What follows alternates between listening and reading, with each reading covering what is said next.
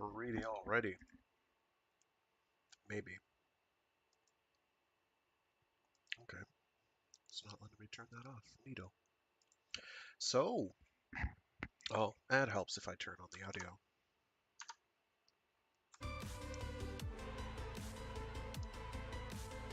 I'm gonna tweak the audio levels, don't worry.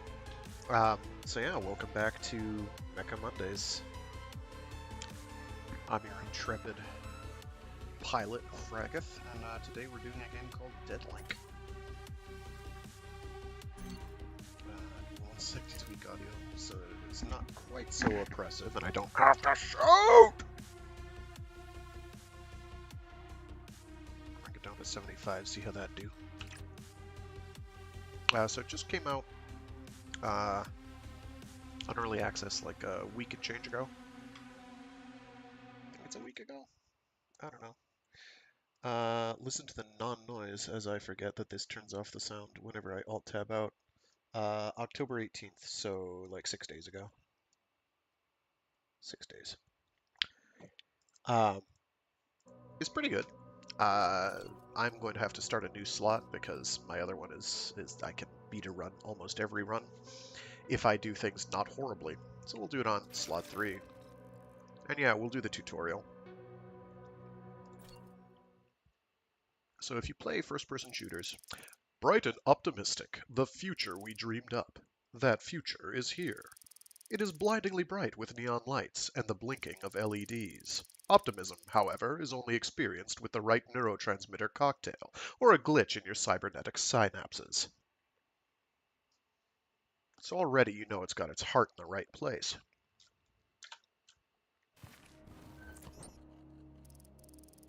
Good morning, Agent. Your healing cyber brain coma is complete. No more sleeping on the job. Can't have you going into real missions just yet. Let's put it on the training wheels. Just for you.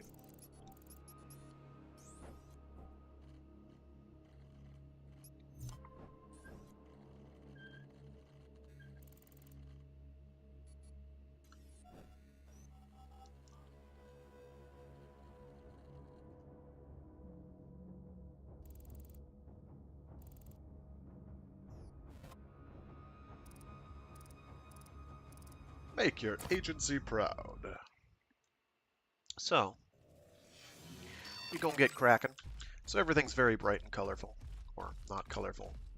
But this is a tutorial simulation.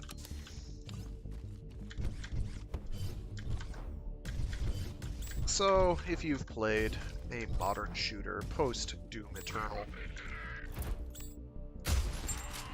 this will be rather familiar.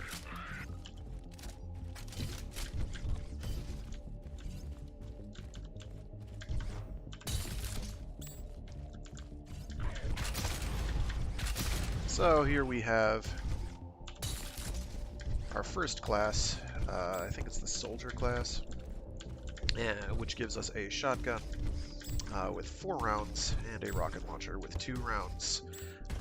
If you remember how interesting ammo economy was in Doom Eternal, particularly when you were on harder difficulties, you'll be a little used to this by now.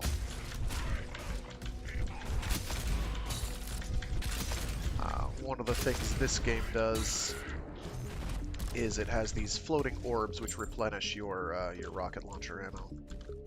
And possibly your shotgun ammo? No. There are add-ons that allow this to occur, though. So your shotgun has unlimited ammo, but you have to reload after every 4 shots, which is annoying and will get you killed. The core combat loop is going to be you swapping between weapons frequently, while also using your abilities. The combat loop is very comparable to Doom Eternal, except you don't light things on fire to get armor. You mark them. So marking is done from abilities, including your grenade. We'll see more of that. Is it gonna? Oh, these are marked already. So shields are blue, not green.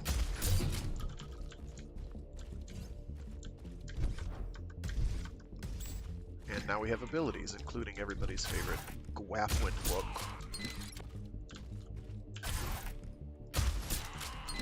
Usually sets you up to get a quick little header. You can grapple to these sea balls. I know what they're called because I've read the codex. You also get another ability, which is a little shockwavy thing, which lets you go and stun them and have your way with the enemies that are marked. Marked enemies tend to drop more everything, including ammo, but particularly they get shields. They also take more damage, which is something you can take advantage of. There is friendly fire, you don't want to do that.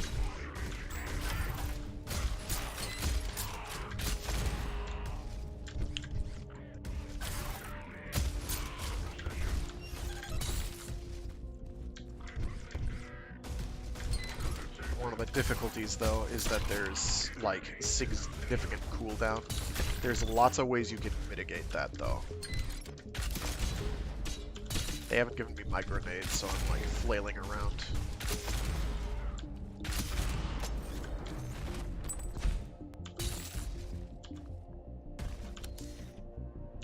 There they are.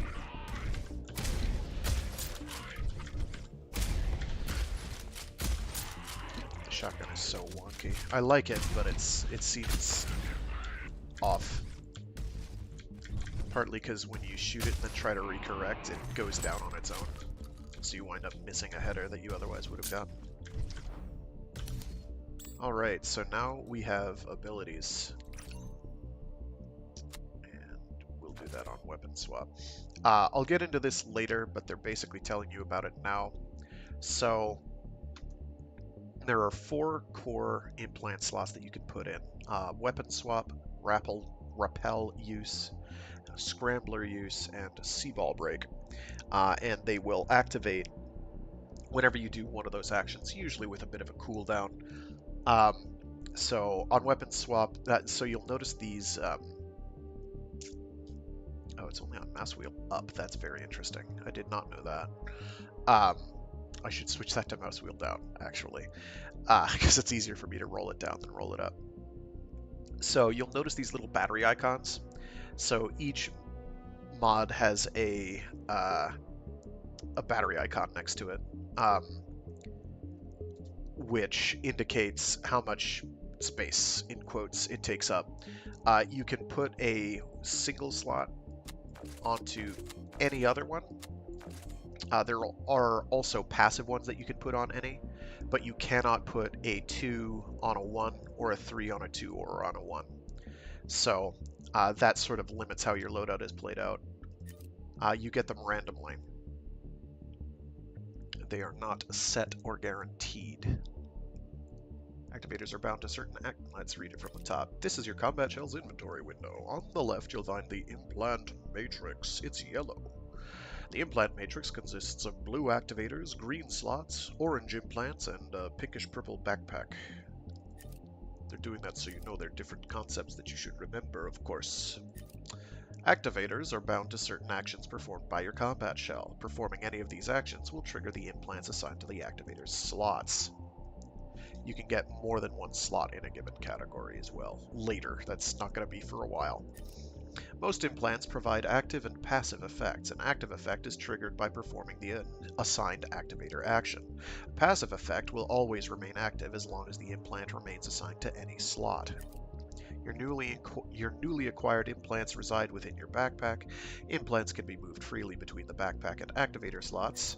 Now, drag the implant from your backpack to any slot of your choosing. You can bring back these tooltips at any time by clicking the question mark icon on the left-hand side of this window, which you can't see, and neither can I. So here's loadout. It just tells you what you have. This will change, and the stuff under this will matter later. We're not going to see that much too much here.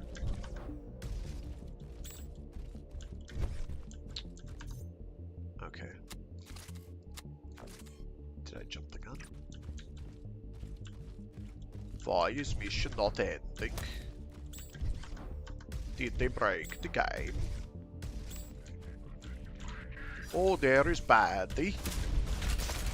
Goodbye, Baddy.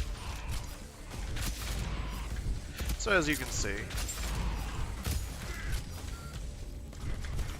I'm out of ammo already.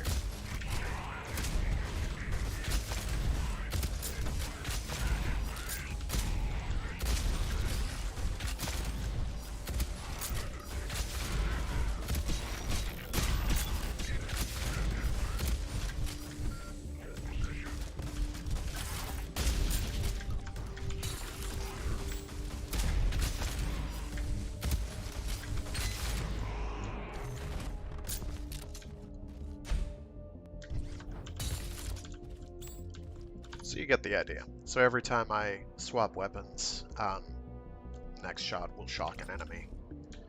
Shock damage is good against the mechanical enemies and drones and the like. And I do want to have my launcher out.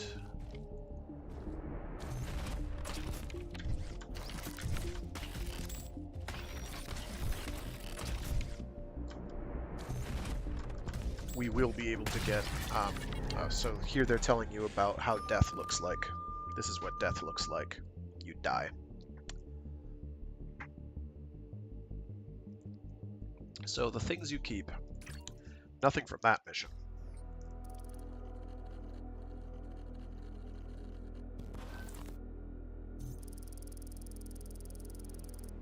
So this is Rumiko Usagi, who is the cyber upgrade specialist. You okay? Had to boot you from the tutorial. The damn thing did it again. A bug almost flatlined you, even after the months you were kept on standby. The Deadlink protocol still has glitches, and I don't have the full picture of what parameters have that slight chance of untangling your neural pathways. I'd never want the director's pet student to end up in a vegetative state, but that's part of the excitement, right? The first fully cyberized agent of the corporate security agency has to take some risks. Being a guinea pig and my personal QA for this untested tech is part of it. Ah, speaking of the director, he'll be arriving at HQ soon, gloriously returning from his Congress tour. Someone's gotta crack a whip around here. Maybe he'll get the code jockeys to fix that tutorial bug. Before you have your tearful reunion, strap in for additional sims. As always, VR interfaces reproduce in real models, so if a servo won't actuate in the simulation, it will fail in beat space as well. A point of failure we can't afford. So she's going to be our tutorial link, basically. And we'll take this from the top, and we'll get started on the these lore entries early. So, asset data, CSA, federal agent. They're a federal agency. Their ID is EO17451. The Corporate Security Agency is a newly formed federal body. Its sole purpose is corporate espionage and sabotage. If the government can't buy tech from a corp, it can be taken from them by force. If a company conducts illegal research on human subjects, that research and its victims can be destroyed with deniable military action, which costs a fraction of a court case. The CSA was created as a response to a world where nation-states have become obsolete. Laws can't keep up with regulating the latest biochemical stimulants. The cops don't even know what counts as a cybercrime this week, and the inertia of the bureaucratic machine is no match for the sleek, agile, AI-assisted decision-making of the latest Zaibatsu front. The agency plays by corporate rules. It is agile, flexible, and ruthless, with a carte blanche allowing any and all actions on U.S. soil, as long as it damages the hegemony of megacorporations, mitigating the risk they pose to the very existence of the United States. These are their stories. Clunk, clunk. The A-Team.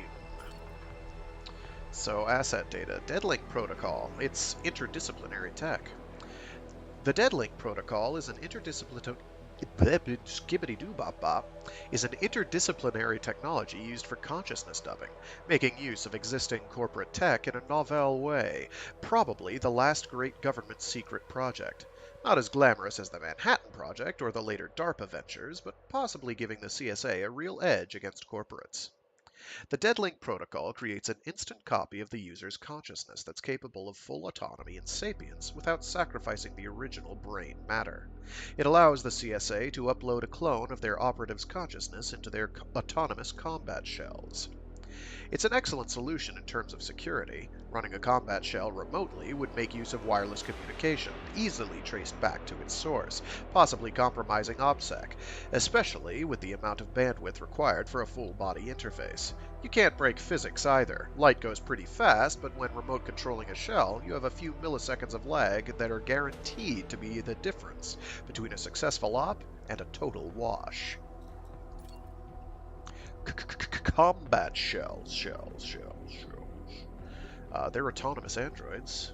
To complete its operations, the CSA deploys military-grade drones, dubbed combat shells, carrying copied minds of its elite agents, originally recruited from various special forces units. Even the brightest AIs can't match a real human's combat prowess and ingenuity, skills we evolved over millions of years in the most competitive environment, as described by Darwin himself. Sure. The combat shells are sent to destroy key corporate targets. They are upgradable with cybertech salvaged in the field, as well as fully disposable and deniable, with no way to trace them back to the agency. They are used to clear out office buildings, factories, laboratories, and body hacking operations, disrupting criminal business, even if they fail their mission, with more always waiting to be deployed.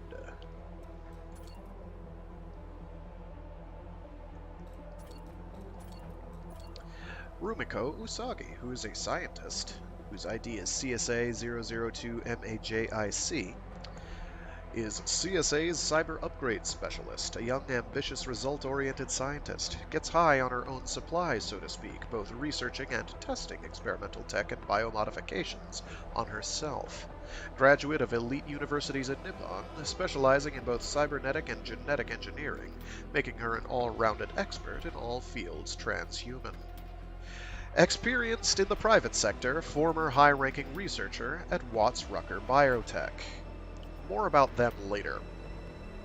Her scientific achievements had her application easily accepted at the newly formed corporate security agency. She treats her employment in the public sector as a chance to get access to some really rare, cutting-edge tech, which she agrees to share with the rest of the agency. The relationship is symbiotic, with the Deadlink protocol developed with her input. Assets. Constructor balls. Matter printers. Their ID? FUCS. Femto Corporation's greatest pride and joy, universal constructor spheres, are small and cheap atom printers capable of producing simple open-source and subscription-based objects. They became popular appliances across many industries. Someone stole your pen at the office? Print yourself a new one. Need more test tubes to do the extra work at the lab? Femto has you covered. While very successful and extremely well designed, with a friendly look and simple programming for playful interaction with the user, the yuppies at Femto didn't think too much about the name for their product, leaving it with an unfortunate acronym. Thus, the devices are colloquially known as constructor balls, or C-balls for short. Many artful hackers and makers were able to crack the devices, allowing them to print objects way beyond the limits imposed by the EULA.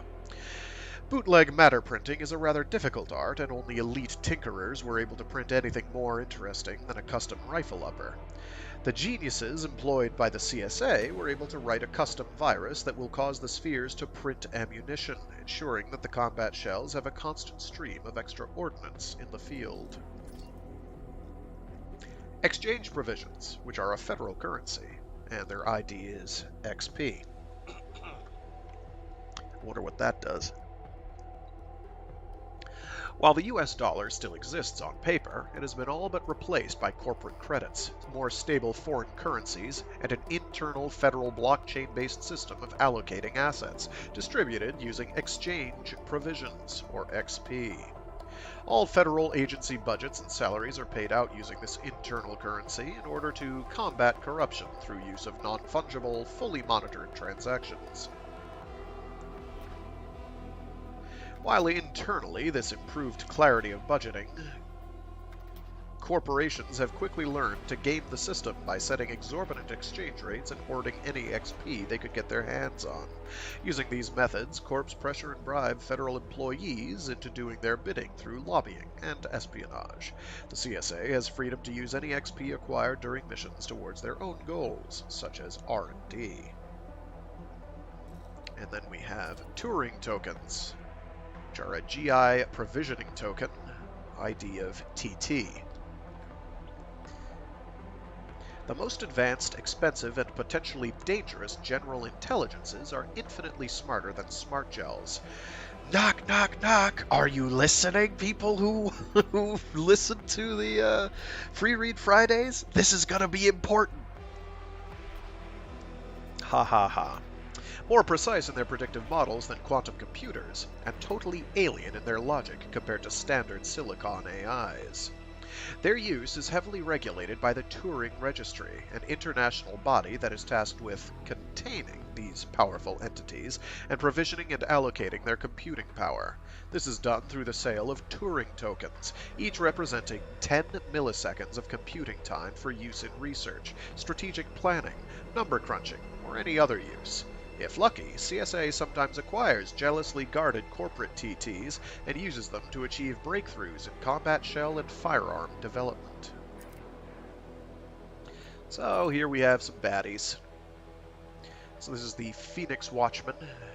They are a first responder. Their ID is PML SL001.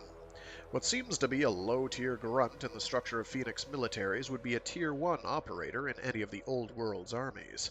Cold, calculated, and professional, they've proven to be impressively effective. Phoenix's fame as the world's leading military startup has become their curse. Quite a few of their soldiers consider their assignments derogatory, with their special ops training squandered on babysitting jobs, becoming glorified night watchmen. When the shit hits the fan, however, you can bet their cybernetically enhanced and biochemically honed reflexes and skills will kick in, with devastating results, legal or not. Then we have detector drones. They are autonomous scouts. Their ID is PML SL003. More gun than brains, the detectors are drone biocopters equipped with simple AI with an absolutely devastating heavy caliber rifle attached to it. With an yes, that is yes. Broken plural. Primarily used for reconnaissance, their simple reports on enemy positions and status prove as valuable as the sheer firepower they provide. Then we have our equipment. So we have the Soldier Combat Shell. The CSA Combat Shell operators are selected from among military personnel, and it's been determined that the standard issue remote android should accommodate that training and expertise, its code name reflecting that fact. The director has ordered the basic combat shell to be equipped with the reliable Guardian Ink Scrapper shotgun, the versatile HMO Bone Grinder rocket launcher, both popular choices among Special Forces operators. Their use should be second nature to any operator, and having the familiar weapons at their disposal is expected to ease the process of acclimatizing to a foreign, fully cybernetic body. The Soldier Combat Shell is plain in its design, reflecting focus on reliability and durability, exposing electroactive polymer actuators and ribbon cables with multiple redundancies, reinforced with ceramic plates. It's the perfect all-rounder for any CSA initiate before more experimental designs can be fielded. Don't think of it as inferior, however. The installed offensive capabilities greatly increase this combat shell's combat prowess, proving it useful even as new models are introduced. There's a lot of text and reading I'm having to do today. The Gripwire Rappel. The Gripwire is the latest and greatest nanotechnological innovation in tactical entry.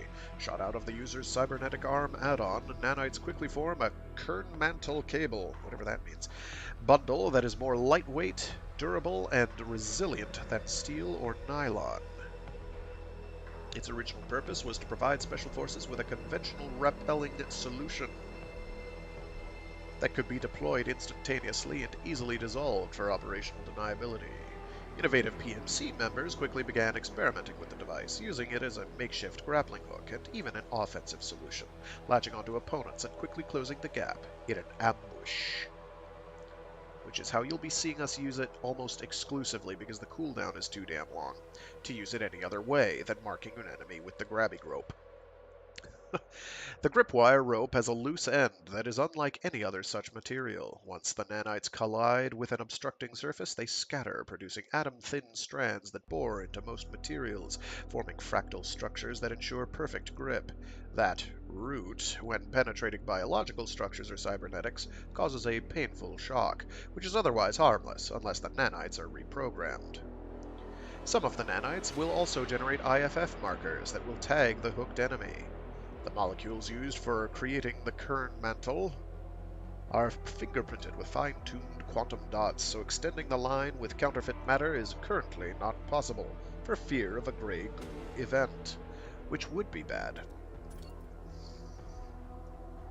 So then we have the Scrambler, originally intended to be for instantly breaching digital locks and temporarily disabling electronic countermeasures in the field. This military augment was found to also have a flashbang-like effect on cyber-enhanced combatants, which is everybody that we have to interact with in this title.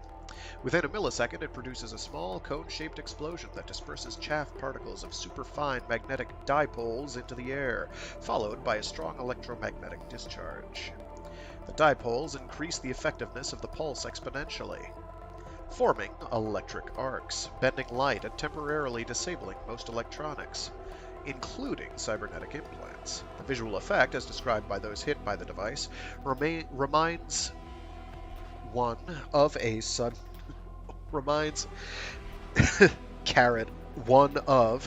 flash of static on a 20th century television. It is both debilitating and disorienting, colloquially said to scramble the brains of combatants. Then we have the shotgun. It goes pow pow pow. Use the Scrapper shotgun.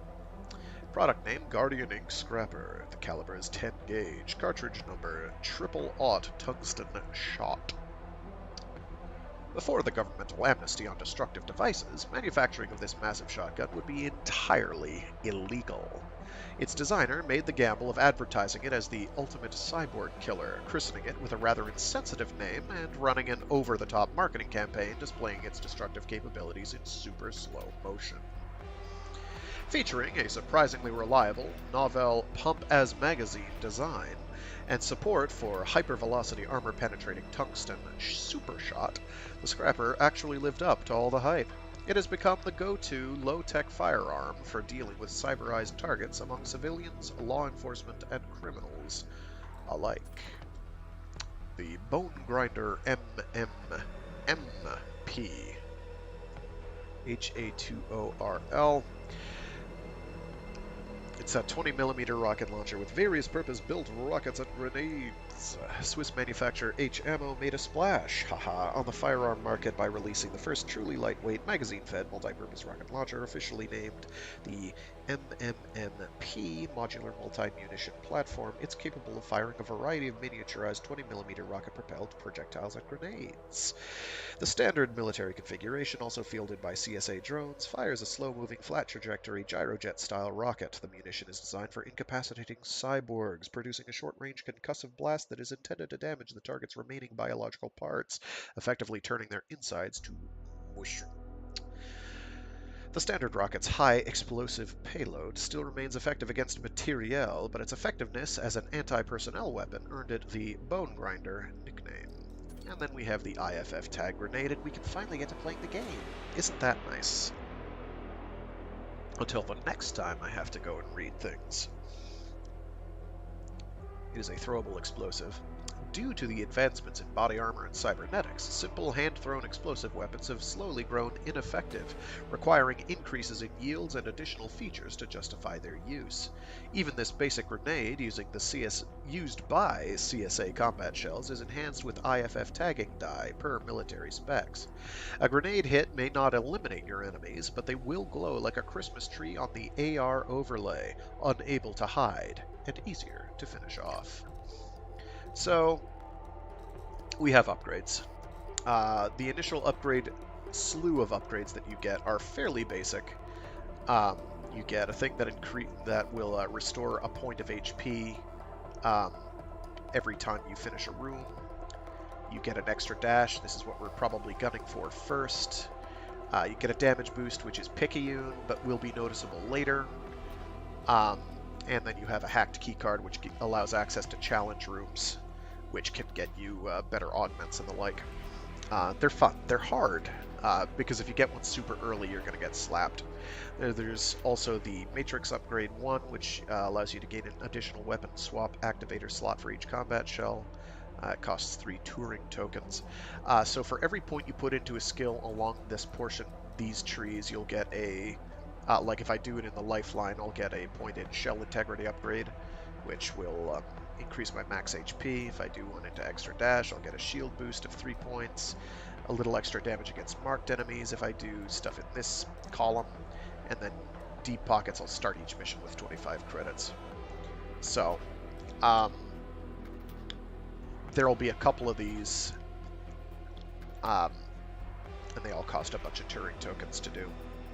And each time you'll unlock new skills in the column. So for now, I don't think she has anything new to say. She does not. All right, so we're gonna go and do a sim run.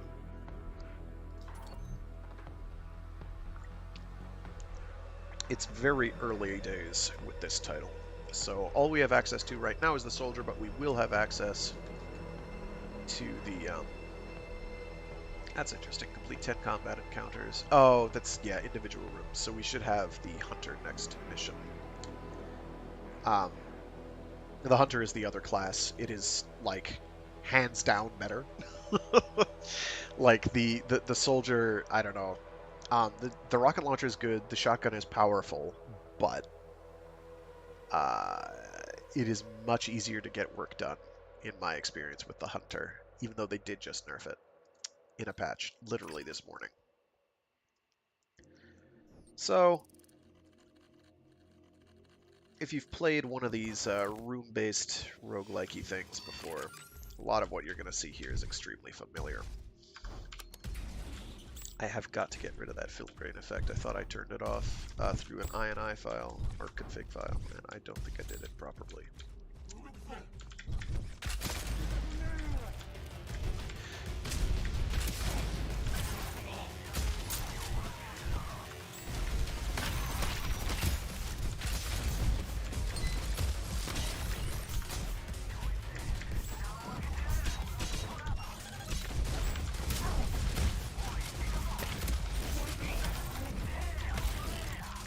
Of course I have to reload. I mentioned that I do not like the shotgun. It's too bad because I actually like shotguns in like every other game ever. But here it is kind of annoying. Especially compared to what we're going to have with the hunter. I'm bad with weapons like what the hunter has, but what it uses is just really solid. It works. It just works. Yeah, we'll go with that one. Oh, that's good. That's really good, actually. That's not bad either. But getting an extra jump seems like it might be slightly better in the fact that I can use this over and over and over again. And you can just mark enemies by shooting at them is going to be very, very nice.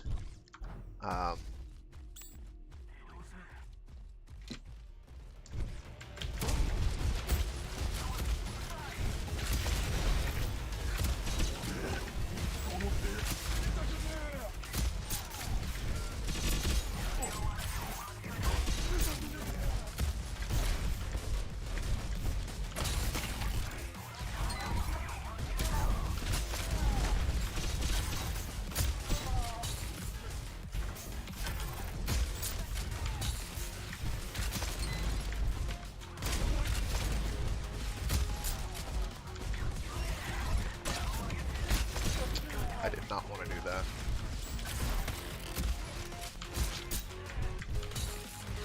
Your melee attack is not especially effective, but it's not bad either. Alright, so our options are getting more XP or going for a weapon mod. I am going to try for a weapon mod. Normally early game I'd go for XP to get more upgrades, but they're kind of irrelevant. Let's see. We'll go with the... Yeah, we'll do that.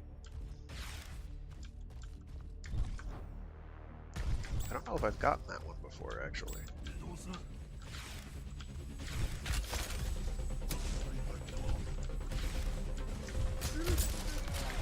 A little mini mine. That's kind of bad.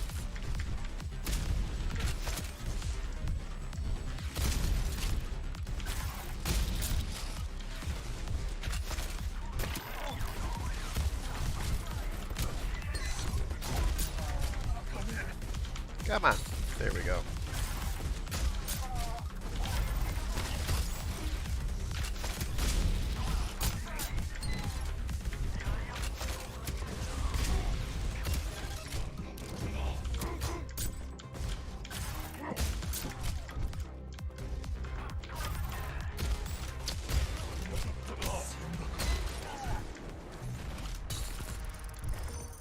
So everything could have gone better there. We managed. I don't want to lose shields. Losing health is fine, losing shields is not. We do have some elemental damage, we can make that work. Stun marked enemies for 3 seconds, do more damage to stunned enemies. Every weapon hit applies weak for 4 seconds. Oof, either one of these is pretty good.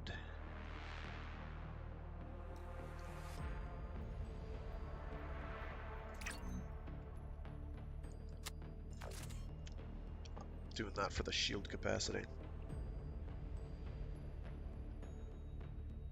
I forget the duration, the cooldown. I'm also hoping to get some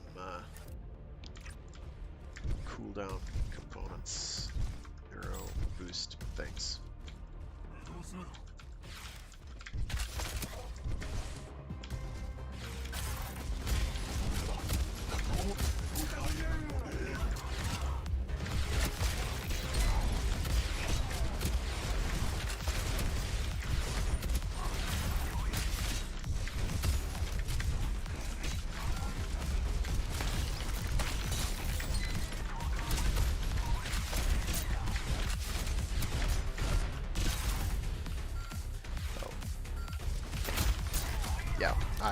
So that's a thing that can happen, is you wind up switching between weapons a lot.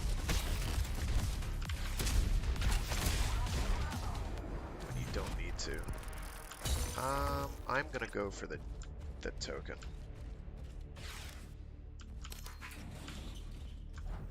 Because I do need those, and those are valuable.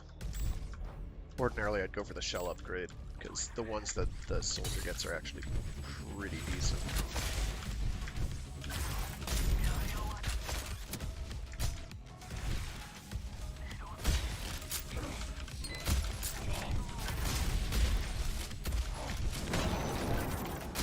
Do you mind? What hit me? Oh, one of these. I dislike the ricochets.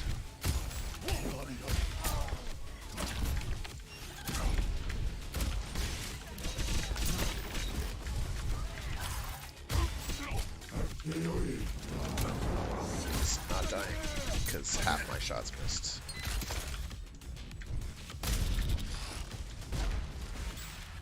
Where are you?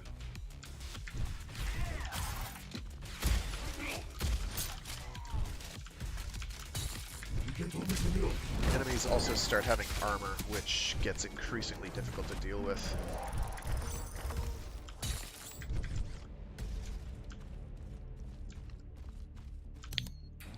Let's see, electric damage is good. Broad attack power is okay. We'll go with that. I don't have any corrosion ability. Every 3 activations. Ugh. If it wasn't every 3 activations, it'd be good.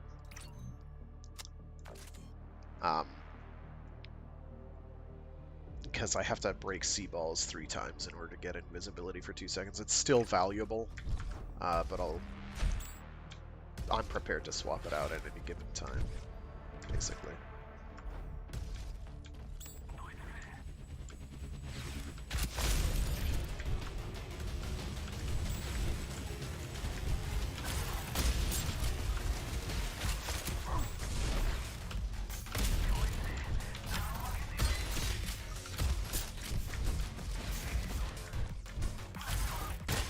I did not want to do that. Oh no!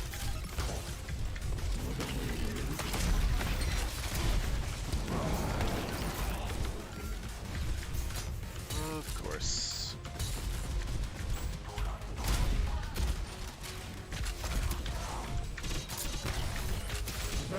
Cease and desist. Please. Cool.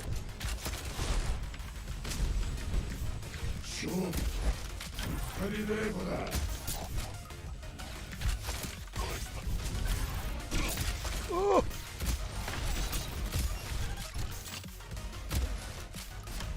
I missed because I'm bad.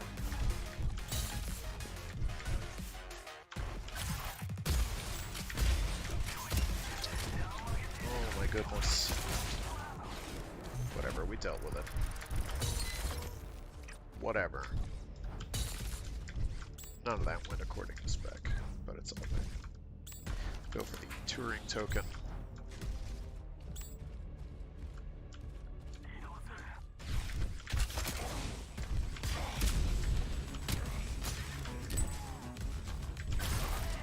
Ooh.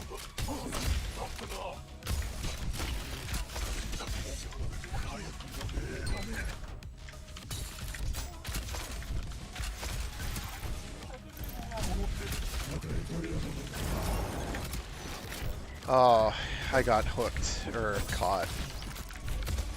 There's like a geisha around. There it is. There it is!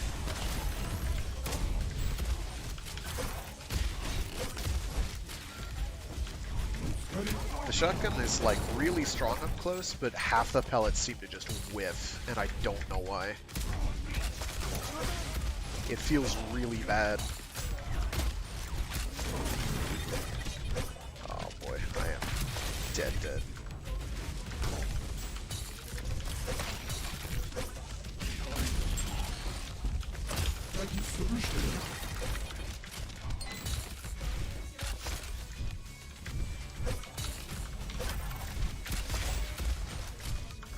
And if you're not in close range, you're just absolutely getting slapped around.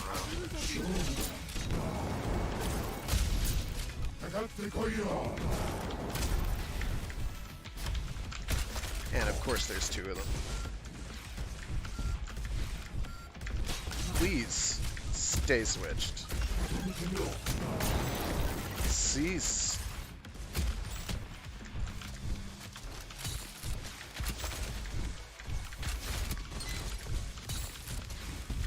I thought I saw another kid.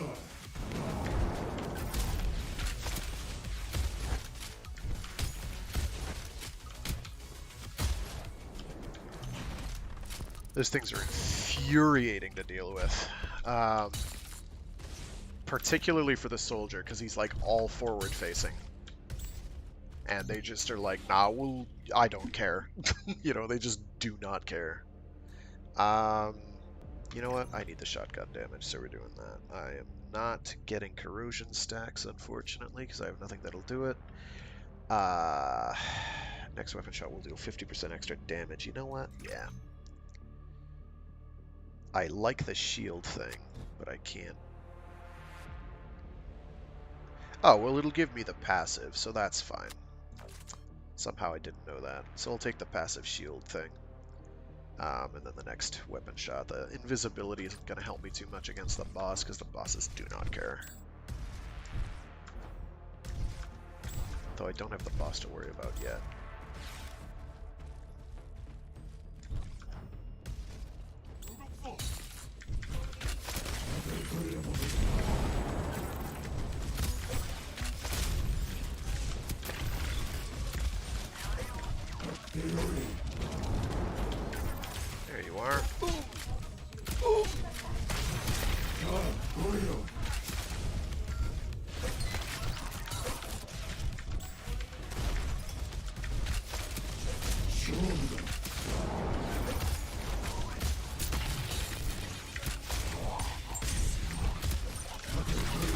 Yeah, I tried. So early game, you're going to get shafted a lot, and this is one of those times.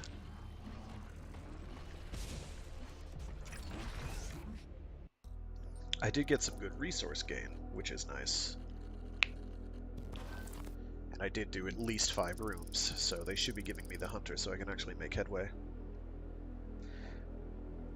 Thomas Crusher. Good to see you again, soldier. I'm a little disappointed our chop doc spoiled my return. Wouldn't want that knowledge influencing your performance. I hope she took good care of your noggin while I got caught up in red tape. Rumiko assured me she didn't damage you too much before she put you back to sleep. Previous demo results she put on my desk are quite impressive. We'll soon be ready to get you off your leash. I'll be supervising your progress directly until, well, until it becomes legal to sick you on people. Good luck. When I came on board this operation, I noticed that the soldier combat shells you intend to use in your corporate interventions are missing something. Sure, they do pack a punch, but they lack any sort of finesse. I would like you to test something for me. A new combat shell. I named it the Hunter. It's stealthier, deadlier, more precise, refined, and adequately equipped to your MO. A bit more fragile, yes, and admittedly more expensive. For that reason, the director insists we test it inside the simulation before starting production. Please be so kind and prove my design's superiority. So now we have the Hunter combat shell, which is sadly better in every conceivable way, although they did just nerf its secondary boom boom weapon, so it is no longer as good. Oh boy, here we go. The core. Category Gigapolis. Like a megalopolis, but it's got a G instead. CORE is an acronym for the Capital Outreach and Reinvestment Executory, a gigacity spanning the entire U.S. East Coast and merging all its large and small metropolises, forming a seemingly endless sprawl. It includes both corporate-owned urban developments and remnants of federal and state authority. In the mid-21st century, ownership and jurisdiction over the U.S. East Coast was transferred to corporate entities, with the hope that market forces and capitalist processes would find solutions to the problems of modern urbanism. They didn't. With the city growing to an unimaginable size and crime and pollution becoming unmanageable, the federal government is making a move to take back the East Coast, including covert operations conducted by the CSA. Colloquially, the city is referred to as the Rotten Core. Corporations. Tora Heavy Industries. A Nipponese zaibatsu, tracing its origins back to the 19th century. What began as a humble enterprise started by a blacksmith and his sons is currently the largest megacorp conglomerate in Japan. Its products range from farming equipment, their original business, not affordable but kept alive to respect tradition, to bleeding-edge consumer and military-grade cybernetic enhancements, current main revenue source of the company. Their flagship products are known for their durability and unmatched power. With deep ties to the Yakuza clan of the same name, it is often hard to distinguish between its legitimate street-level operations and criminal activities by tiger-adorned gang members. The Tora clan members run illegal chop shops in the core, often located in the back rooms of cybernetic gear boutiques, owned by the legitimate Tora Corporation, making the gang and business inseparable and leading to acceptable collateral destruction of its property. The Tora Yakuza practically worship body modification, installing new cybernetic enhancements as a fashion statement, status symbol, and a way to retain supremacy over other gangs. They prefer sheer strength and brutality over finesse. The implants are provided by Tora Heavy Industries for protection services, money laundering, and help with dealing with competition. Thomas Crusher.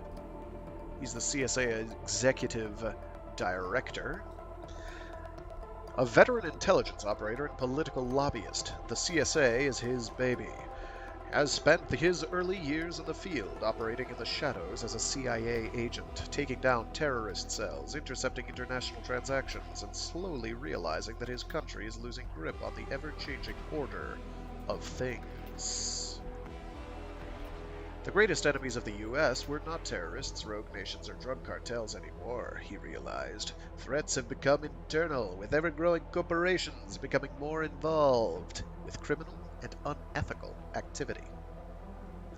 He spent recent years as a security advisor to U.S. cabinet members and lobbying for the creation of what has become the Corporate Security Agency, has the freedom to work as he sees fit without any repercussions, both on U.S. and foreign soil, as long as the organization shows results. He believes it will become a force for good thanks to his hand-picked team. I do not have the heart to tell him he's probably wrong.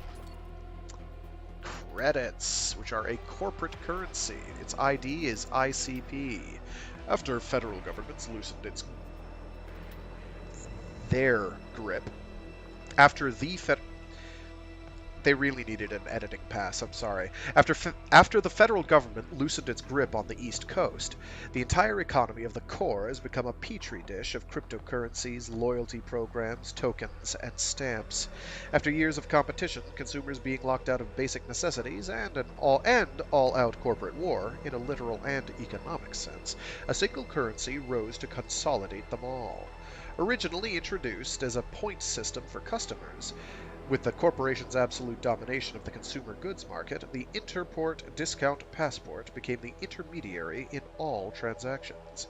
Rebranded in cooperation with other major players as Intercorporate Credit Points, the currency is commonly referred to as credits, or ICE. It is useless to CSA operations, but does come in handy for impromptu repairs and upgrades during missions, with R&D working on a way to spoof a few hundred ICP for every combat shell deployed. So that's how we'll use the in mid-mission shops. Oh yeah, that's the right tube, dude. Oh yeah, that's the one that goes to the lungs. That's where you pour your fluid, right? Oh gosh. Whew. Okay, so this guy is called Ashate. He's a Yakuza initiate. Well, they are Yakuza initiates. Newly recruited Yakuza member with no experience and everything to prove. Extremely loyal and ready to throw away their life to gain the approval of those barely above them in the hierarchy. Early and eager adopters of low-end implants, hacking off their limbs to show dedication. They'll upgrade to something better when they rise in the ranks. Not likely if they encounter a CSA combat shell. They are loud and boisterous, each one trying to outdo the other in their shows of suicidal dedication to Torah. This is a Kyodai. They're a Yakuza gangster. These Yakuza members are higher in the food chain, showing off their status by exposing their tattoo-adorned chests and backs. Their cybernetics are more advanced and intricate as well, provided by Torah Corporation itself, allowing them to carry high-caliber revolvers that they'll gladly unleash upon any interloper. The Kyodai achieved their status through loyalty, brutality, and dedication, and have the attributes to show it. It's not a very high status, but they still think themselves prideful samurai, even if they remain street thugs. They have a face to keep in front of their inferiors, after all. Wannabe badasses that just turn your pain inhibitors up to 11. Whatever that means. We've killed 24 of them, apparently, though. So these are Hachimaki drones. They are autonomous drones. They are fast but very dumb autonomous drones produced by Torah Heavy Industries. Originally made as a consumer product used for patrolling private properties, it received an overwhelmingly negative review. They just don't understand where to use am. That's for singulars, thank you, not plurals. It received overwhelmingly negative reviews for its horrible AI and tendency to mistake pets for pests. The semantic difference was never explained, but it's expected to be a typo in the code. Many units were relegated to Tora Yakuza members as extra security, with a cooler-sounding name, equipped with laser cannons and hacked to detect larger vermin, including CSA combat shells. Geishas. They're entertainment gynoids. They actually use the proper term for a female android. Soft golf clap.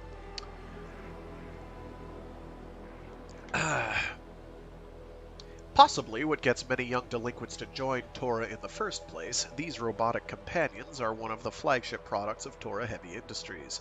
A much desired luxury in the consumer market, they are provided complementarily to Yakuza members as entertainment, performing everything from classic rakugo and banraku to modern karaoke and idol pop, both in English and Japanese.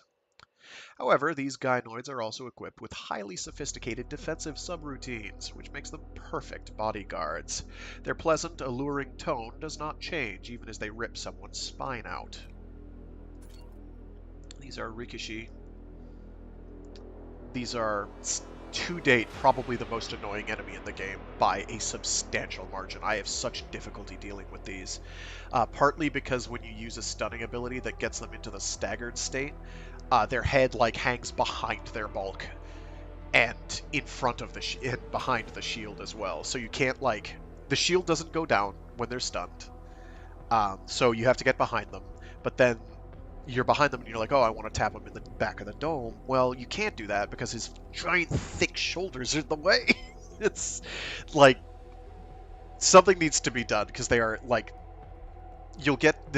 these guys are all first half of a given run.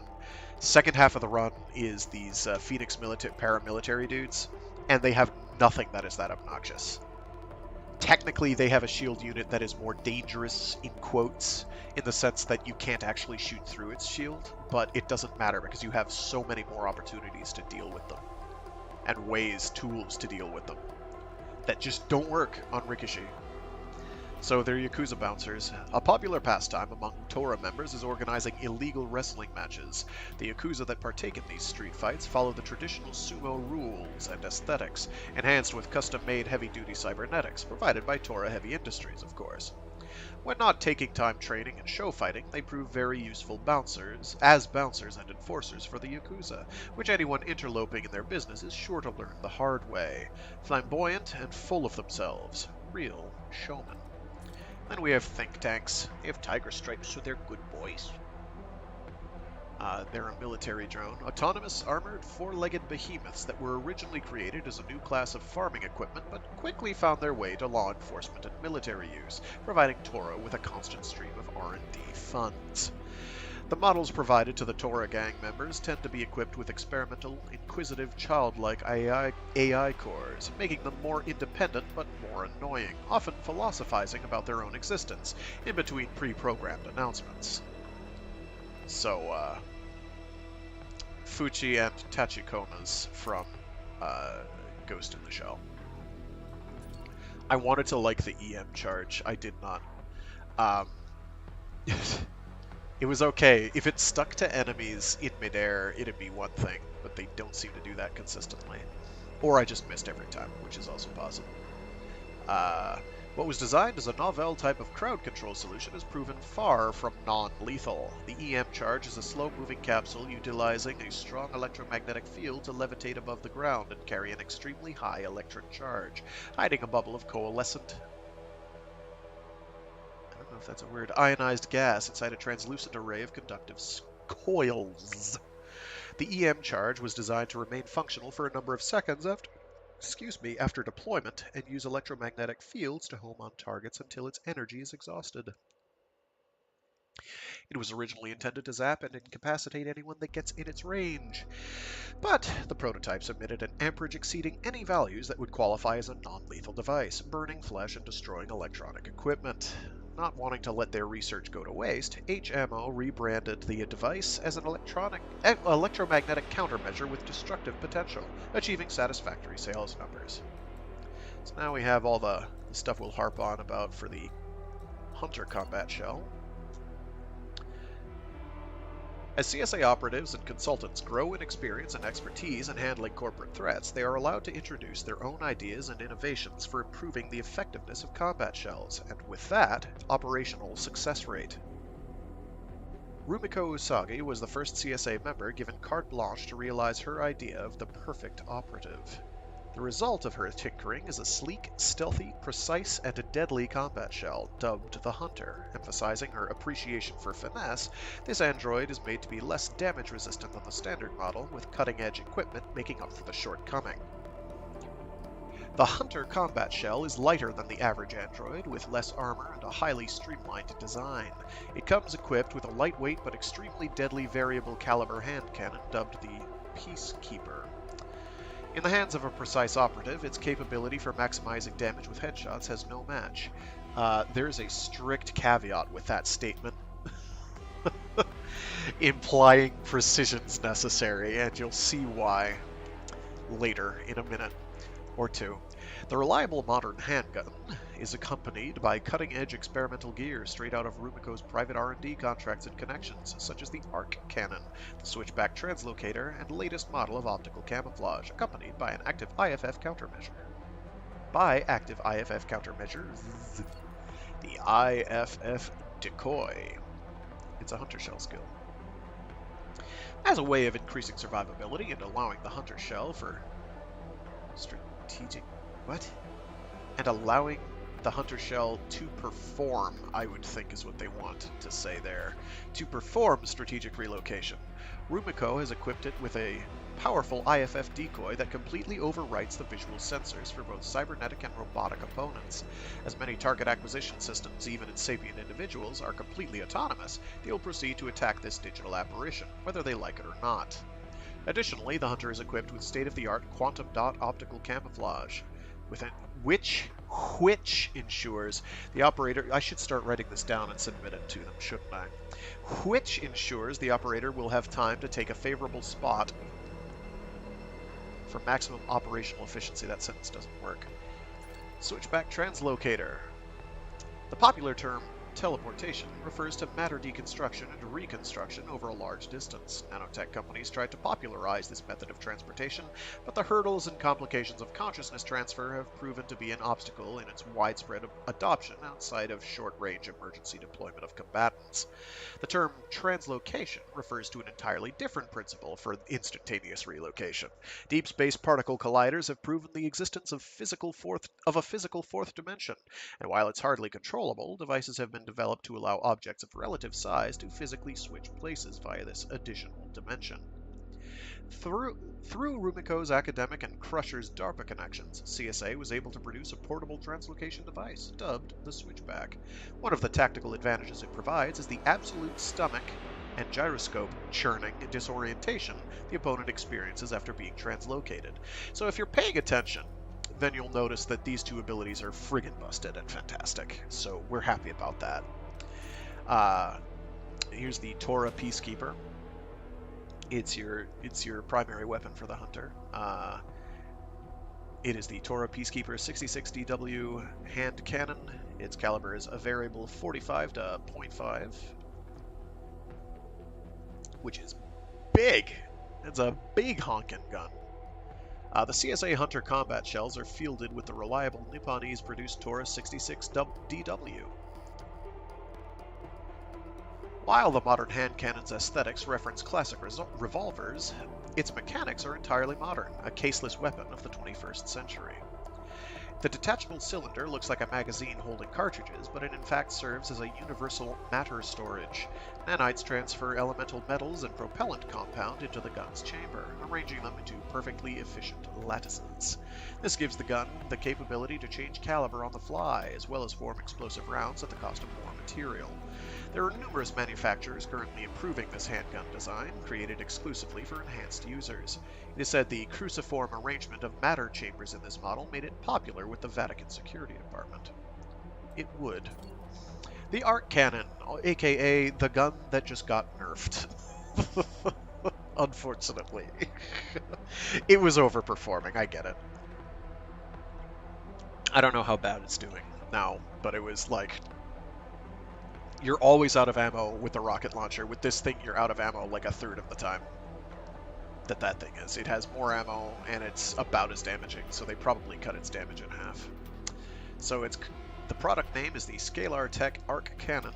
It uses a femtostable superfluid battery for its cartridge. While conventional weapons still reign supreme on the market, energy weapons are becoming more commonplace despite their higher price, often filling niches and roles impractical for classic firearms. These unorthodox weapons are often battle-tested by PMCs rather than standard militaries, with some very promising designs. One such successful prototype is the Amplifier Resonance Circuit Cannon, developed by French Scalar Tech. Harnessing the zero-point energy of Femto's latest batteries, its coils are capable of generating phenomena thought impossible by conventional physics of the previous century. The default configuration fires a slow-moving megawatt-range scalar wave, forming its signature ionized plasma arc. Practical upshot, you can shoot through crowds of enemies with this thing. It's pretty good. It's like a baby BFG. It's pretty neat. So now we're going to go to upgrades. Starting with credits is not actually a bad idea, and I do have 2 points to work with, but I don't have 400 XP to work with, which is less good. So I'm going to go with gain access to that, and wow, I have no XP. I don't care about that. If you're taking, like, all my damage is going to be shield damage, so we're going to do with damage boost. Mostly to get the marked enemy increase. Because that's quite good, and then we'll figure it out from there. So we're going to switch to the Hunter because it's much more usable, for me anyway. As you can see, they do have a different, more or less, physical model. Slightly different. Oh yeah, just thwack that right into that keyboard, buddy.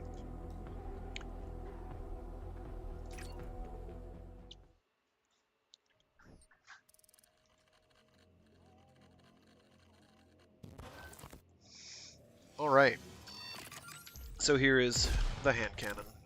It's a good boy. So all that stuff they said about, you know, you have to be real precise, emphasizes precision. Ignore that. That's total bunk. This thing has ridiculous auto-aim. It's absolutely mind-boggling. And you'll see what I mean in a sec. Come down here. Pop.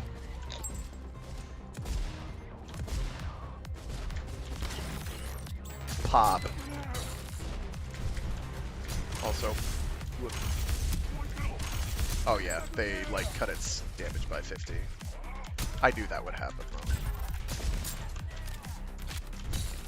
I'm not even doing anything.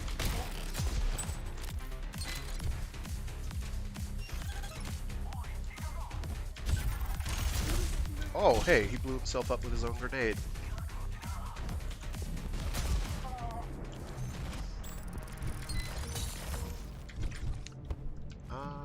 Yeah, no, I've got the necessaries. Very good. So, roll boost. Let's go. Skill fair is okay. Fire damage. I'm gonna hold off on that. Let's see. Cooldown is very good. We're gonna go with that though. 10% is a bit. Oh, that's excellent. We want that.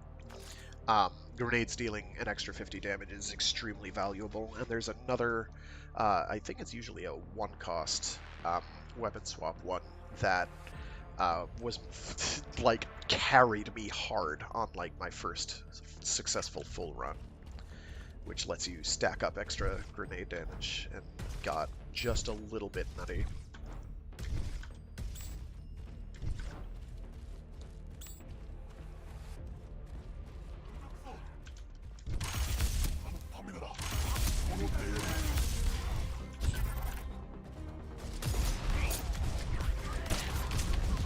Nice miss, dude.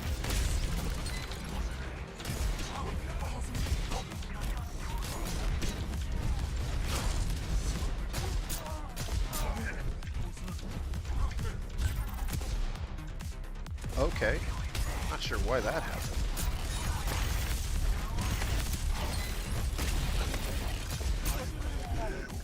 Okay, nothing's going right.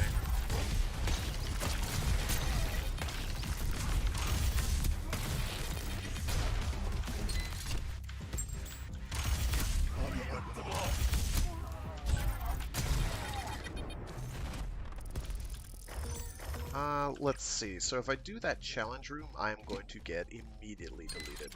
So we're going to do the challenge room. That doesn't do me any good because I have nothing to ignite them. This, on the other hand, I can make work for the passive effect.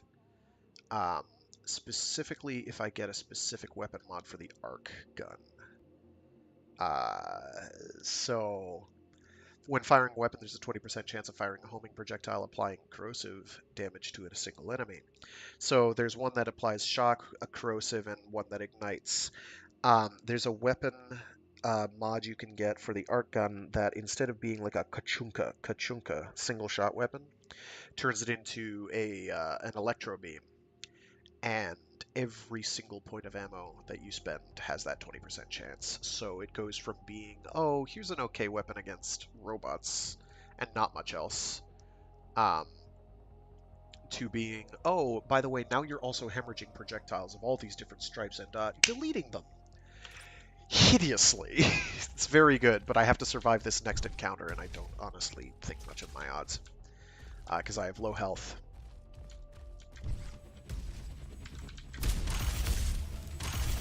And it's got tons of armor. And I missed.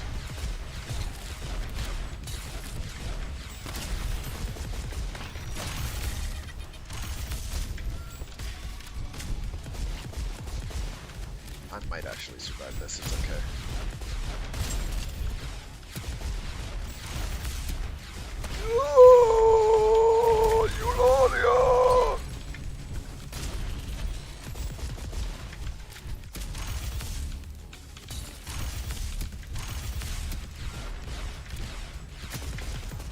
Got it.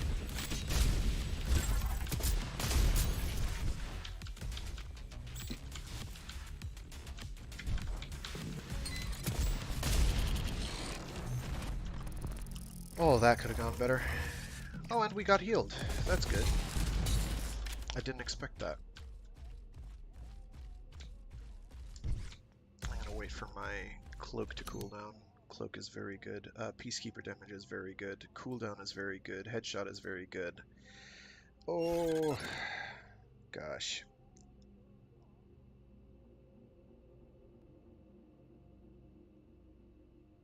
I'm gonna go with neural boost. Ooh. So maybe not. One projectile that marks a single enemy. That's good. We'll take that. Marking enemies is handy. Handy. Because in order to use the cloak marking feature, I have to get right up in their grill. But it's perfect. It's completely radial. It's a 360-degree radius, which makes it automatically better than the...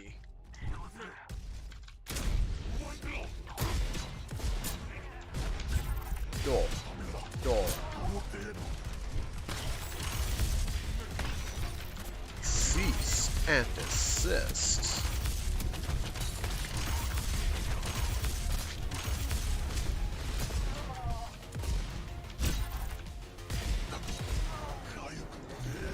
Alright, so what do I have for credits? 325? I can work with 325. So the shell upgrades are actually not that hot. The initial ones, anyway. One of them, I think, does regenerate your shields over time while you're cloaked, though. So that might actually be worth considering. The shop, however, might have one of the things that I need. Like a grenade upgrade. Eeny, meeny, miny, mo. We'll do a shell upgrade, why not? Let's see. All enemies around you are stunned, so you can teleport into a crowd without fear. The decoy explodes, which it kind of does already. Lowers your swap time. I'm going to do the stun one so that I can teleport into crowds and not feel bad about it. Or at least not get immediately immediately deleted. I messed that shot up really badly.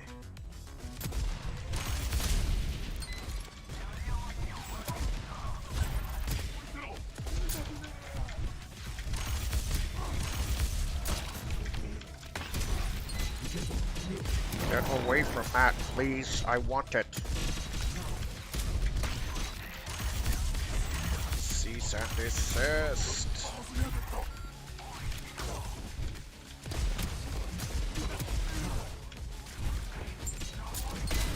I did not want to throw that right into my face. So definitely don't feel fear about just punching a dude in the face.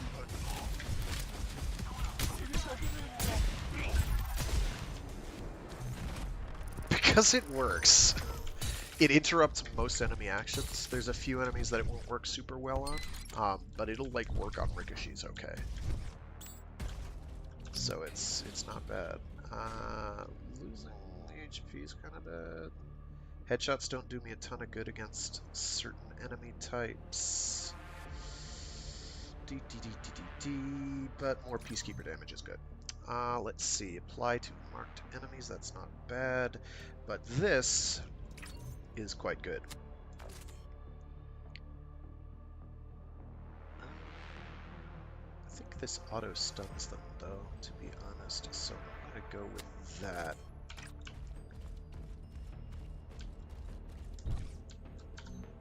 What does that do? Movement speed increase. Actually, that works better on this thing anyway, on the cloak.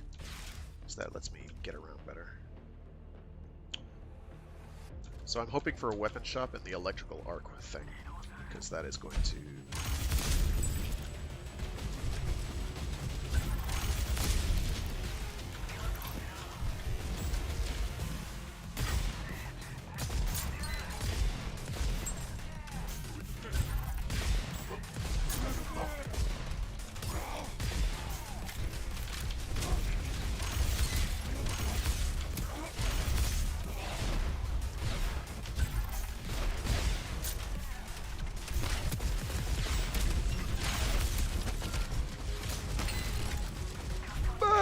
Very bad! Oh, I've got my cloak back, we're fine.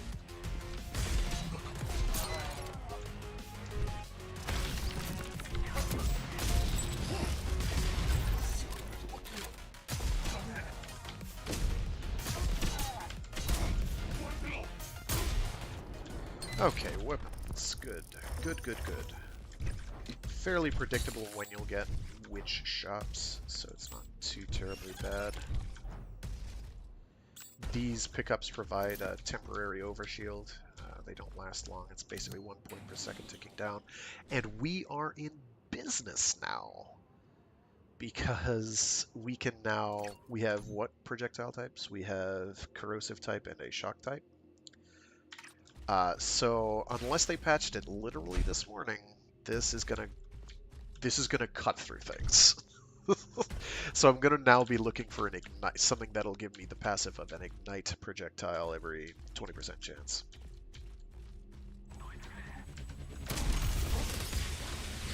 Oh yeah, there it is.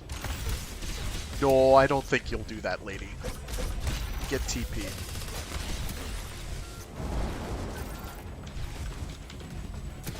Stop chasing me. That's many explosions right on my toes. Oh my god!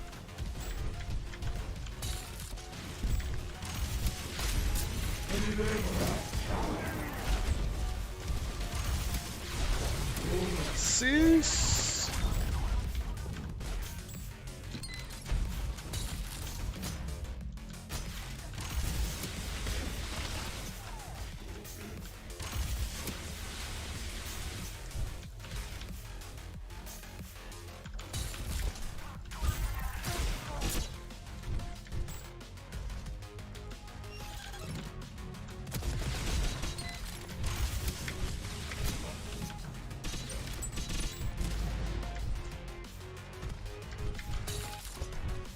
Where are you? Where are you?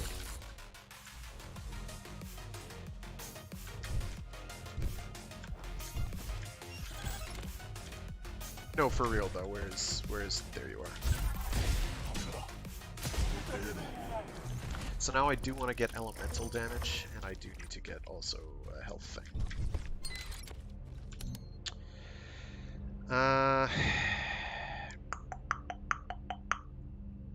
That's probably worth doing.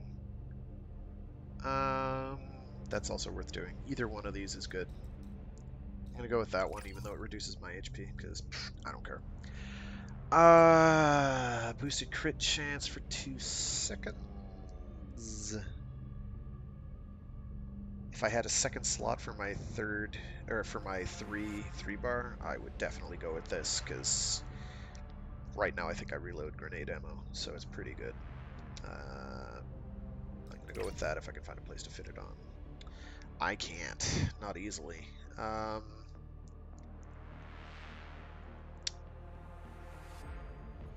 Whatever, we can sell these in the shop, so it's not that bad. Boosted crit chance is quite powerful. If I didn't have to, well, if I had extra slots, so the next shop I come across, I've got to buy extra slots to make that work, because that's quite good. Alright.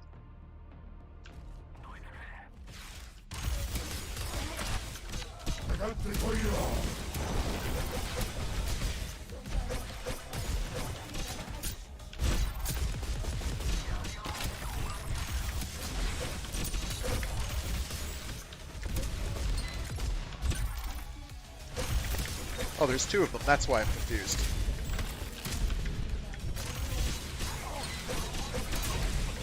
Stop! How did I survive that? I don't know.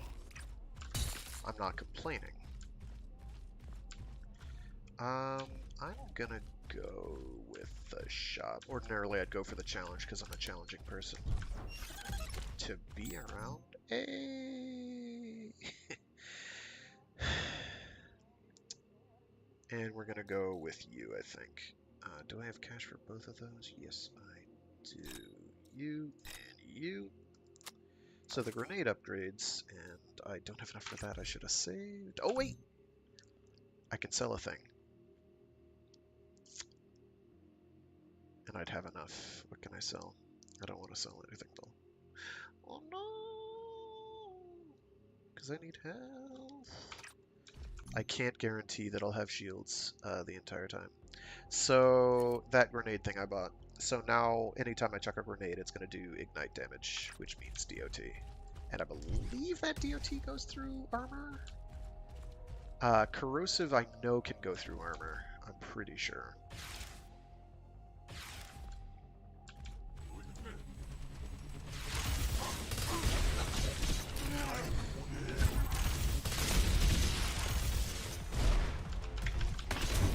Try not shooting at me, buddy? Have you tried getting a life there, pal?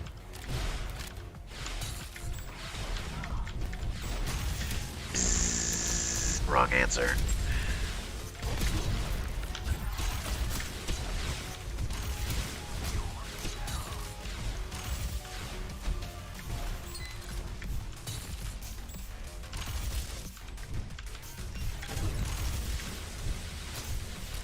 So ideal worlds, I'll wind up getting the thing that allows me to ignite projectiles. So, as you can see, the ARC just went from being like an okay weapon that does some work, it can deal sort of with crowds, to being weapon that now is my workhorse weapon. It's quite strong. Let's see. No, we're gonna go for the HP restore because we need it. Fortunately, our HP cap is only like 30. It's pretty small. It's pretty tiny. We don't care about it anyway because we're all about that shields. Shields are easy to restore. Health is not. So getting more shields is always better in my opinion, because you can always restore that cap. I need extra sake for this. You tell him, dude.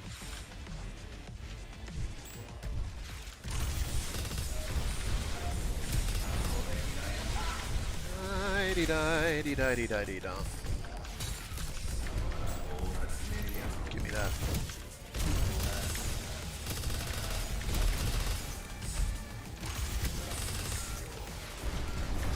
Please switch, thank you.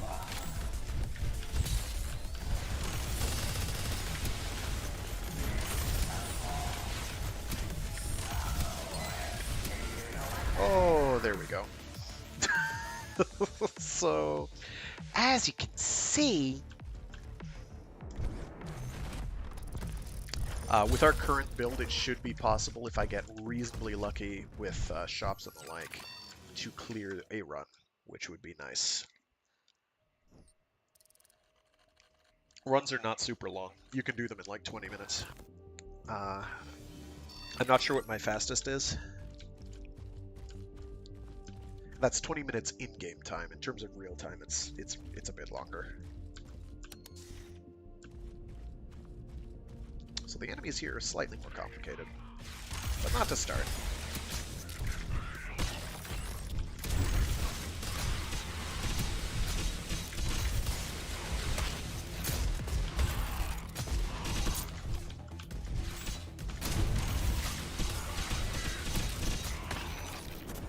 See, I was gonna punch that guy in the face, but then I didn't, so here you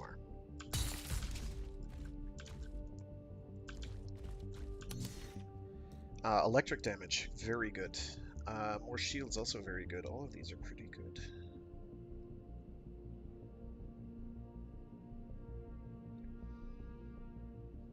I'll go with that for a little extra defensive sauce. That's okay, that's sort of okay because of my grenade, but I'm going to, whichever one of these I get, I'm going to be selling because I don't need either one. And I believe that only applies to the first initial ammo point spent by the arc, so it's really only good for the Peacekeeper. Still, the plus 50 skill power isn't too shabby, but skill power is sort of not where my stuff is useful. So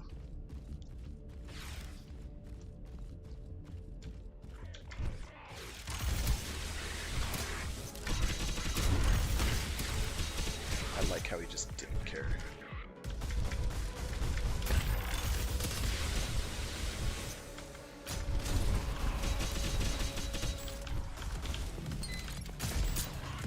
Also, these dudes have really obvious noggins.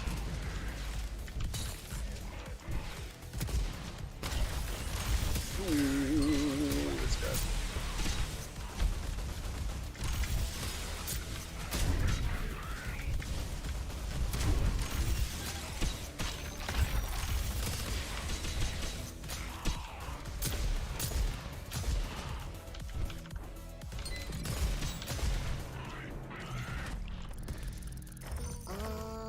I could go for a challenge. I don't actually know what the challenge run for these does. I don't think I've had the misfortune of having a challenger on this one, so I will go for it. If we fail, we fail.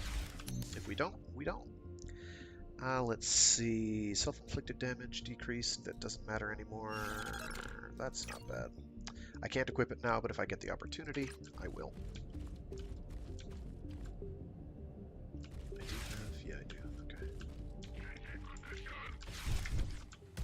Okay. Ouch.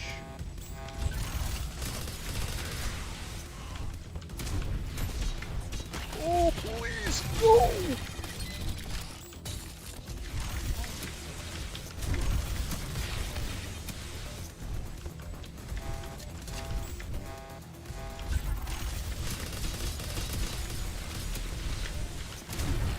Yeah, there's like electrical fields on the ground that I... Yeah. Yeah, that's fine. That's okay, we did alright. We got the win against the Tora thing, so it's fine. So... Go with their Jibba Jabba. I thought guerrillas and various revolutionaries getting lit up by their own Molotov cocktails was something that only happened to untrained combatants. But here you are, the elite tier operator, nonchalantly getting your combat shell scorched by your own incendiary grenade. I'll let it slip. This time. They have nice little snark based on how you died. Fantastic. You've proven yourself and scrapped the tarantula spider tank. Rumiko tells me she lovingly added some imaginative in-simulation modifications, all based on reliable sources and projections, I hope. I'm sure you're used to military spider tanks, unmanned or controlled by some somnambulant grunt tucked cozily under ceramic plating. Precise, meticulous, emotionless machines. Well, we don't expect the ones belonging to the Tora Yakuza to be like that. Tora prioritizes brutality, rewarding it with high-grade cybernetics as members climb the ranks. There's nothing in terms of cybertech and brute force to surpass a goddamn hexapod tank. Its operator would be some fossilized Oyabun Yakuza boss. Sims reflect that assumption, but perhaps it's too senile. Hardy har har har. So here we get to the one thing that said, hey, you know what, you should do this for your Mecha Monday stream, because why not? Watts Rucker Bio GmbH, Biotech Corporation. Motto: Wagen Sie es sich vorzustellen. My German's rusty. The Rucker clan is a German noble family of industrialists and bankers who founded one of the oldest and currently the largest pharmaceutical company in the world. After acquiring its largest competitor, the Canadian Watts Nampak Corp., the company now focuses its attention on CRISPR-based gene splicing, creating artificial carriers of genetic information, sequencing genomes of all living organisms, and patenting them, as well as lobbying for governments to deregulate patenting of human genes. The Ruckers still control 70% of the company's shares. So that's funny because Nampak is the name of the major economic bloc that is central to the goings-on and events of the Rifters series, for the most part. Well, Starfish, anyway. It's the North American Pacific Seaboard, basically. Phoenix Militaries Limited. Motto: Semper Fidelis ad Pecuniam. Nice. Phoenix Militaries was originally formed by veterans of the Bush Wars of the 60s and 70s, composed of do these people know what tenses are? Of former regular and special forces soldiers that have lost claim to an unrecognized state. This PMC has been providing enthusiastic mercenaries, elite training, and precise intelligence to the highest bidder, as well as legendarily reliable firearms and other weaponry. They were involved in all major conflicts of the late 20th and early 21st century.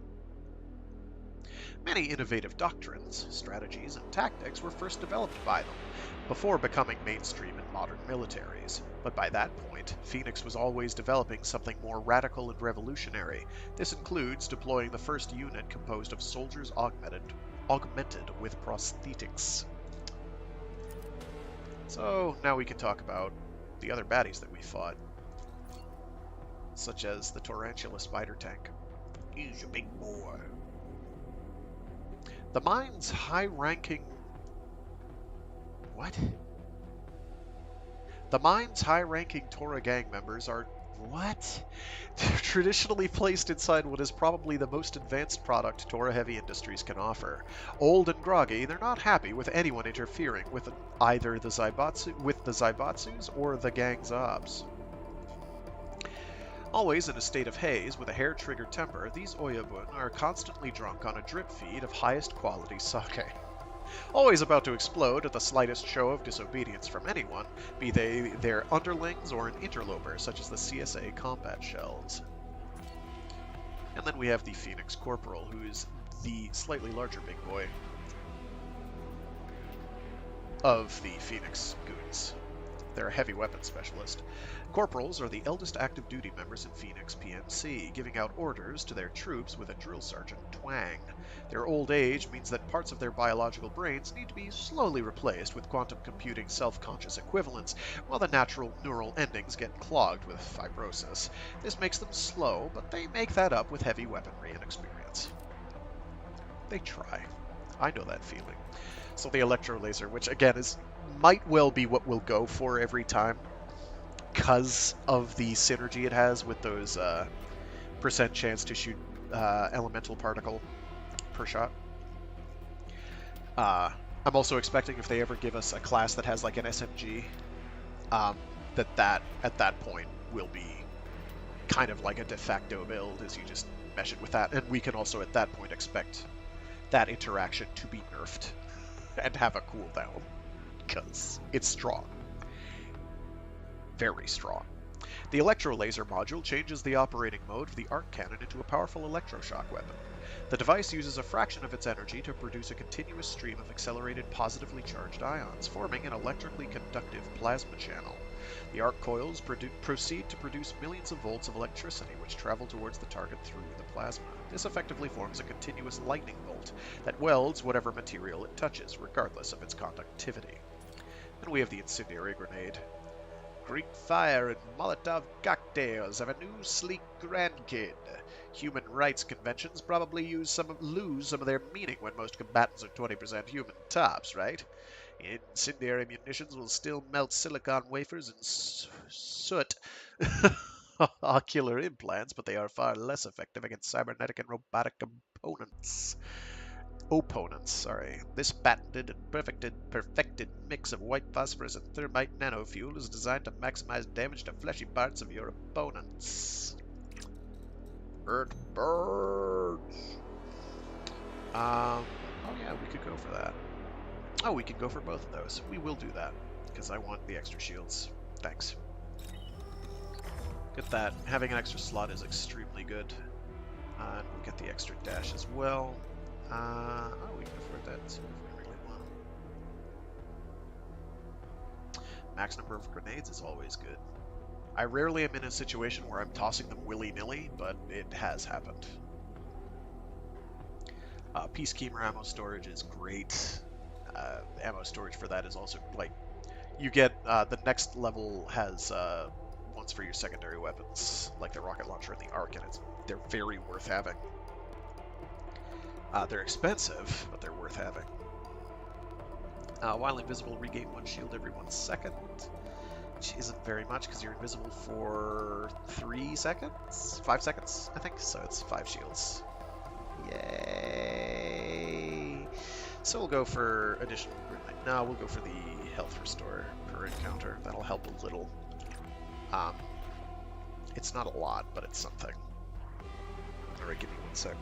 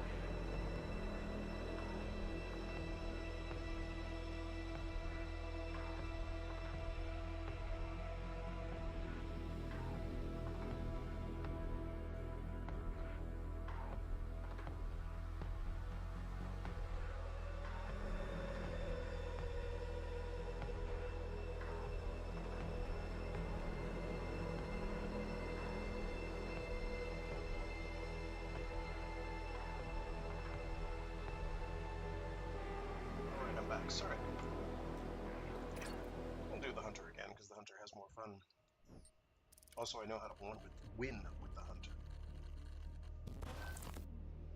We get another weapon option to show it off, but I do kind of want to complete a little bit by the time I have to leave, which is like 15 to 30 minutes from now.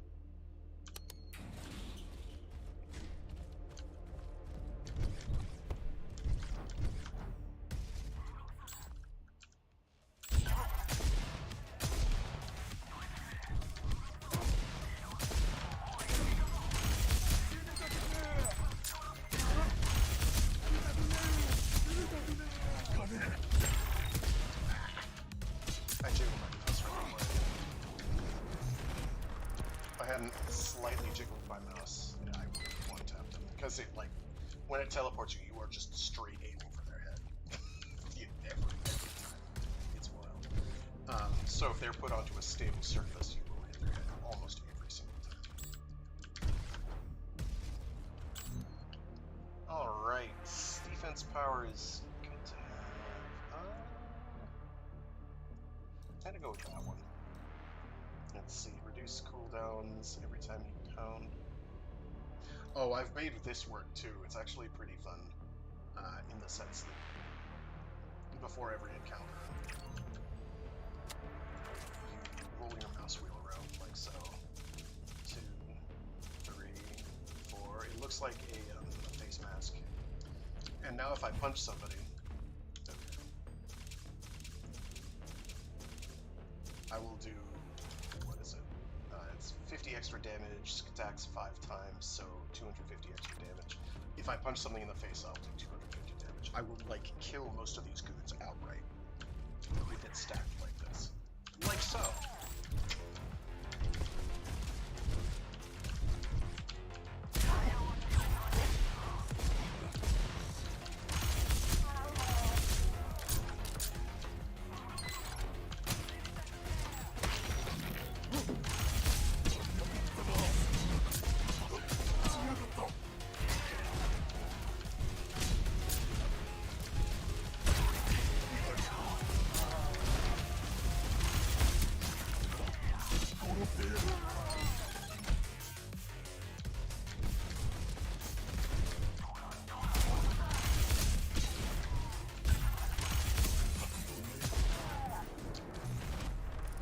Alrighty, I'm going to go for the weapon mods, because I want to have a successful run. Oh, the railgun is okay. The railgun's okay. It's not bad. I am now, at this point, foregoing the ability, because when you get if you get another weapon mod and you get another weapon mod for this, they don't stack, unfortunately. This also, I think, lets me do good shots.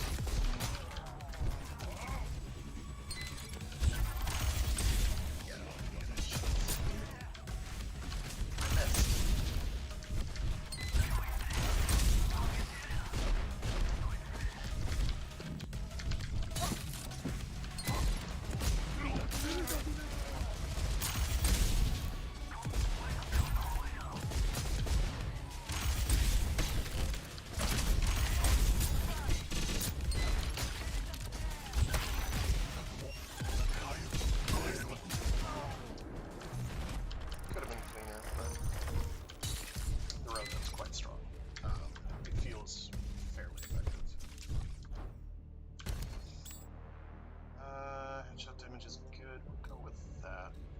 Max shields plus cooldown. Let's see.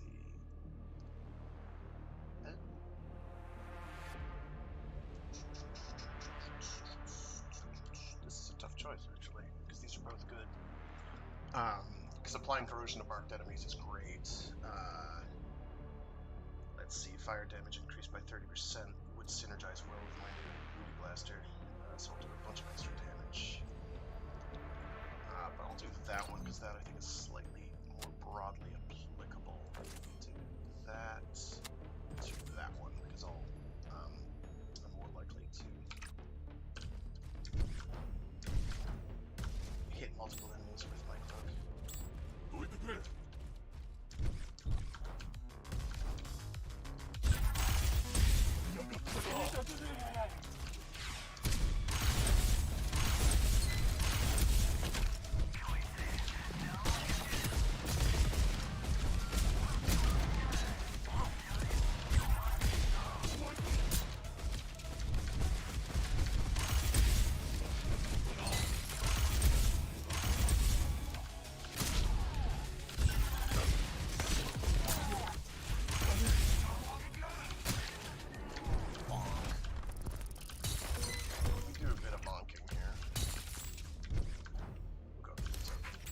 Tokens, they're kind of hard to get. Like, if you don't go for the token rooms, you only get turret tokens from bosses. You get 6 in a run. I'm gonna charge up my fist so I can like one tap.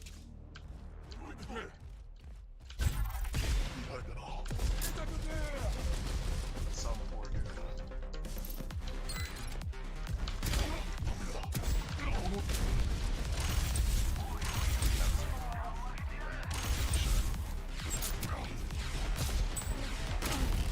That was me probably. It's smart. That was me throwing a grenade at a don't want that.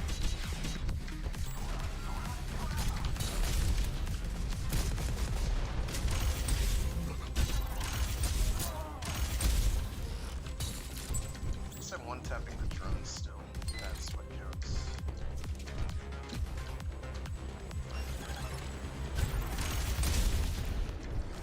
Much better.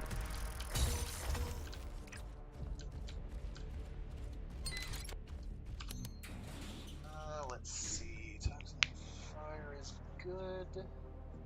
Max Shields is good. Elemental damage is okay. Skill power is eh. I'll go for that for more shields.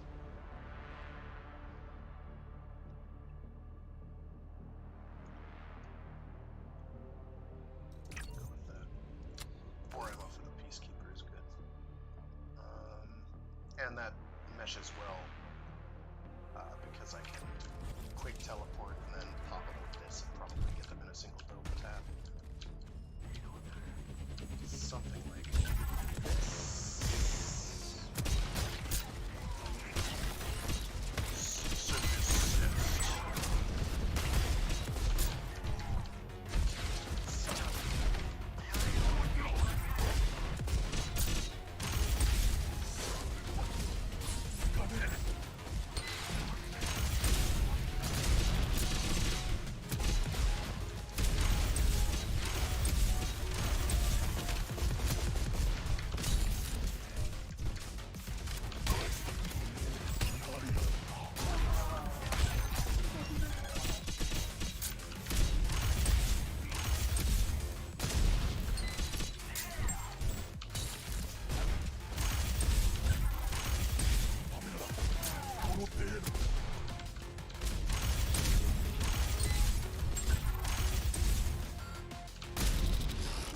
That was just kind of sad to watch right at the end. I had some really clean, like, mid-air teleport switch teleshots that were great, but, and there was a lot of things that didn't go well there. I do like this cable tree. I think it looks pretty neat. I'm not gonna worry about the shop right now. Just straight to a shop. Incendiary grenade's okay. Next shot provides corrosion, but it doesn't have a passive, which is bad. Bad. Sugar.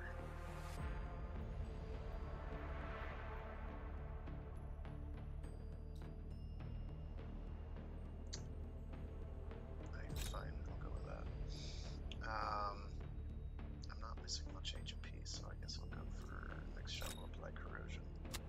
I'll just put it on there for now. Oh, that's active. Shoot. Should have gotten another slot instead. Oh well.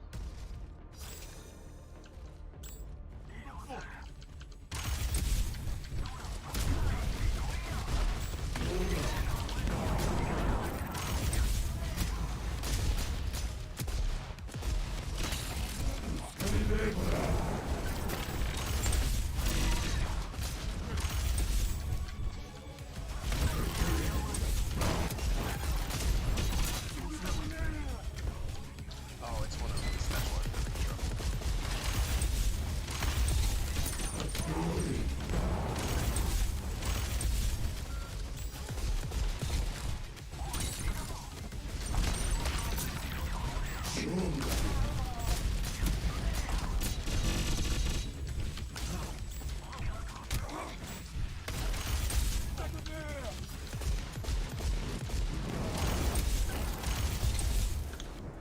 Alright, so those are like sort of challenge rooms, in that you have to pop the bucky balls.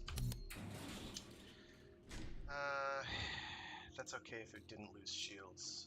Let's see. Weapon damage might be the way to go. More shields might be the way to go. Lots of cooldown is good. Alright. That's bad. That's okay.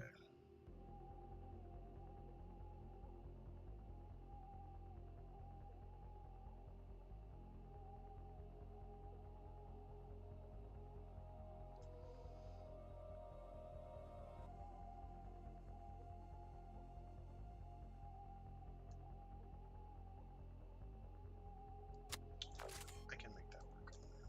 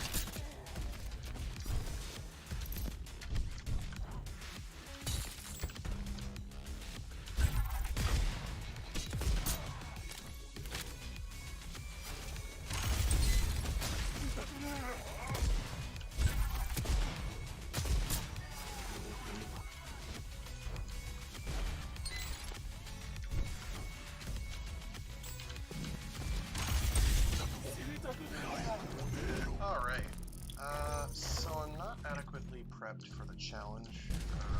I might be able to make it happen, but I'm not going to try. Go for a shell upgrade and hope for the best. That's okay, that's okay. These are all...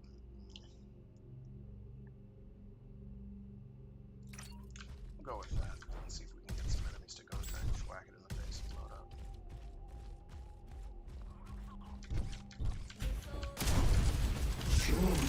First priority.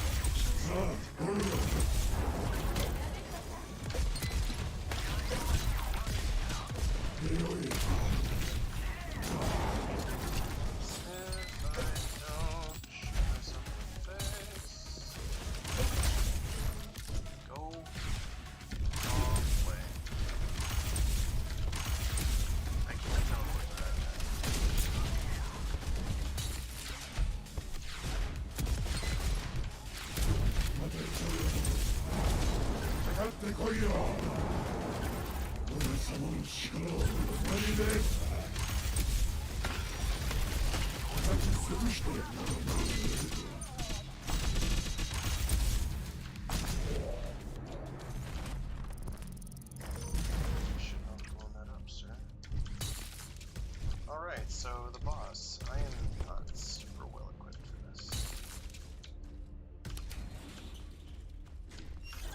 Let's see what the shop has. That would help. Critical damage increased by 15% per stack. Neurotransmitter booster stacks are removed upon taking damage. That seems really bad. Why would I take that?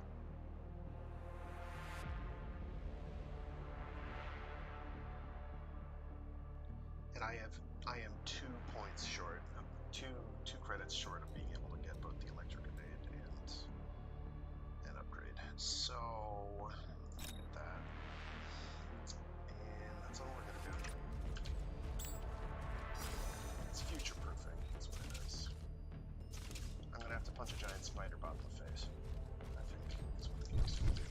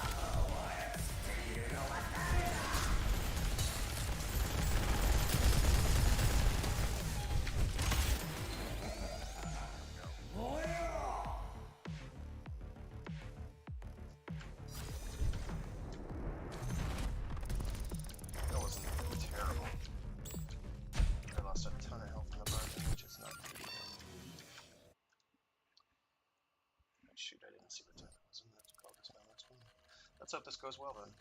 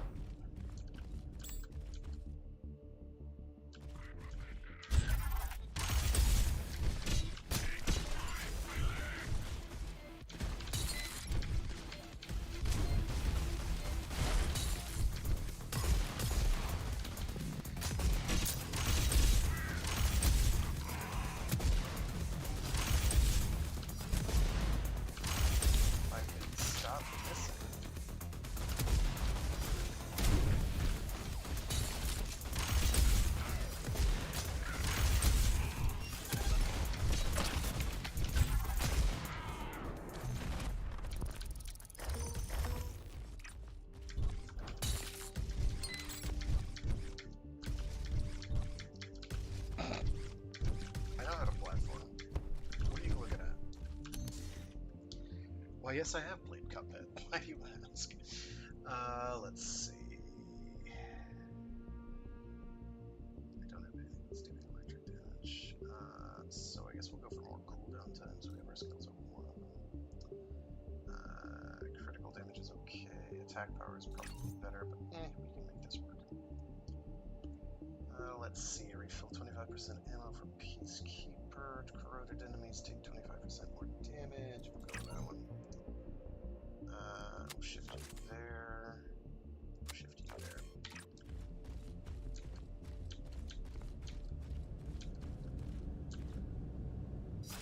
That also boosts, yeah, Peacekeeper damage is up by 30% because of very strong.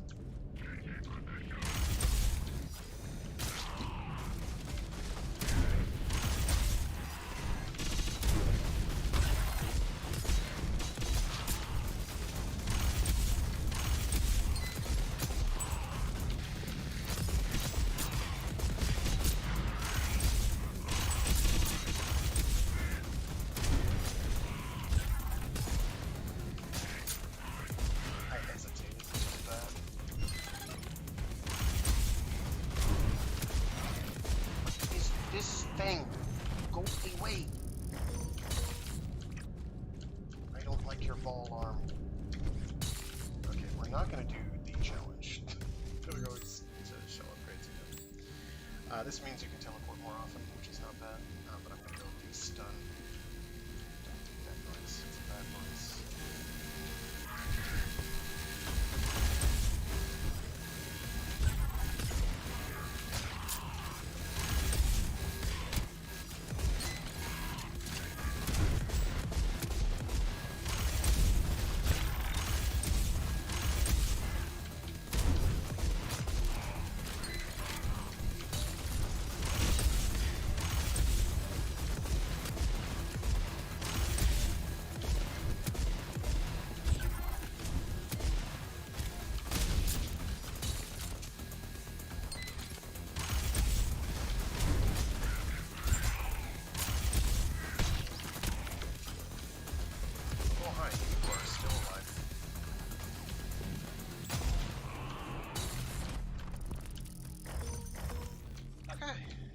That wasn't bad.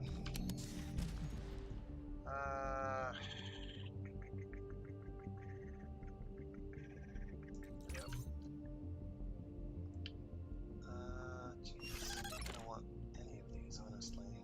But I think I'll go with that one for the shield boost. What can I get rid of?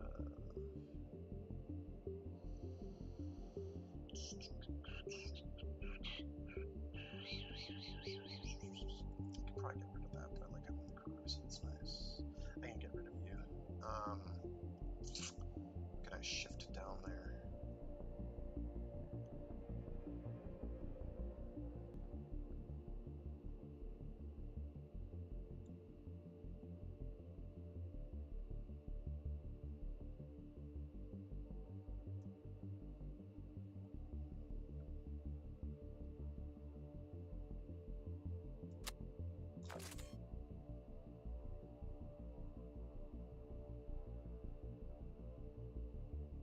Because applying weak is not at all bad.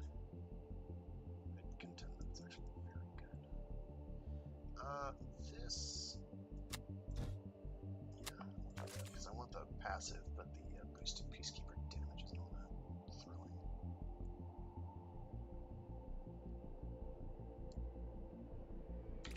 If I run into a shop, I'll get another slot that can fiddle, maneuver things around. Go ahead.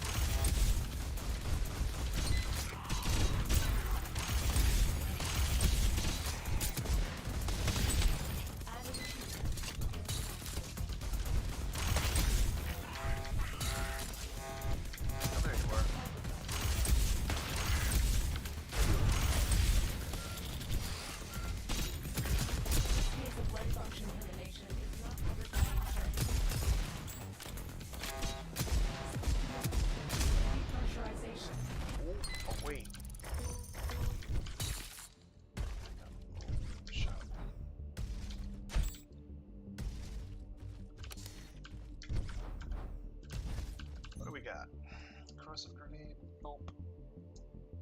That's not bad. Let's see. We'll not be able to afford it though, so I'll go for that and yeah.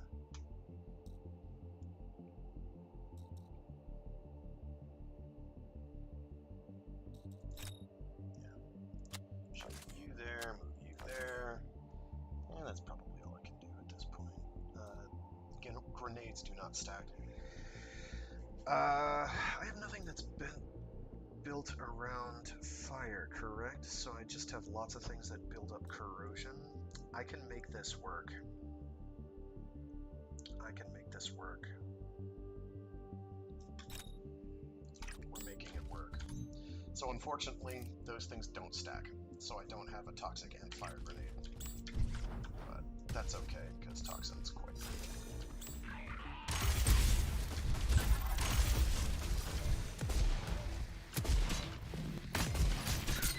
Not punch me in the face, please.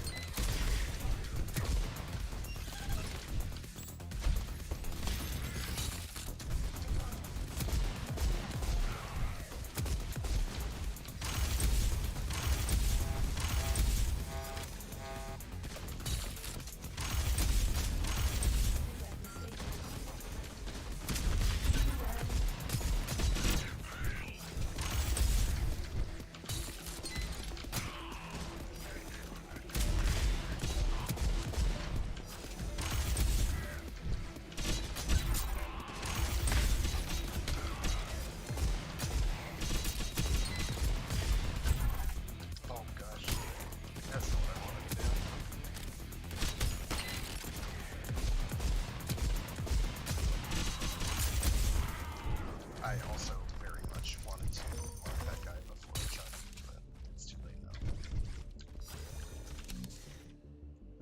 Well, we can't get that. So I guess we'll go with attack power and cooldown time. Oh, that's really good. That's really good. That's very, very, very, very, very good. Getting temp shield every time you hit an orb. That's very, very, very good. it's like, that's how I got through one of my first complete runs. Never again.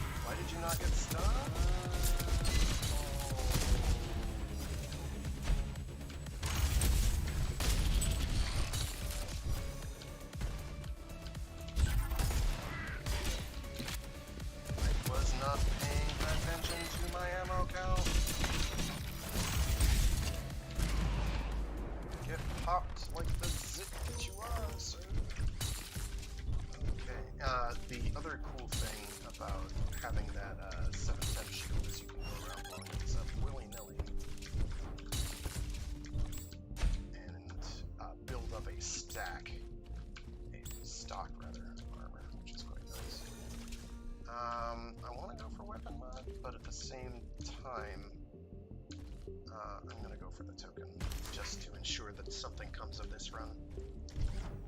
I'm gonna let those charge.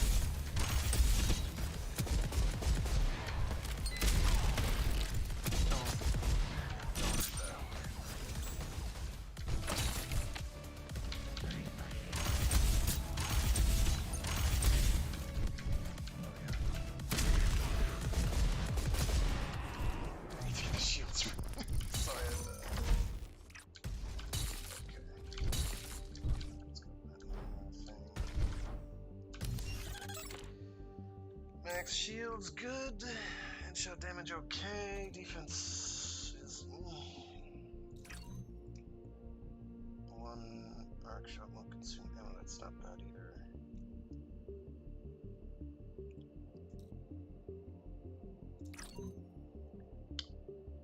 Okay, I need slots now, a lot of slots, all the slots. Oh, that's a 2 for those, so I can find something to toss here.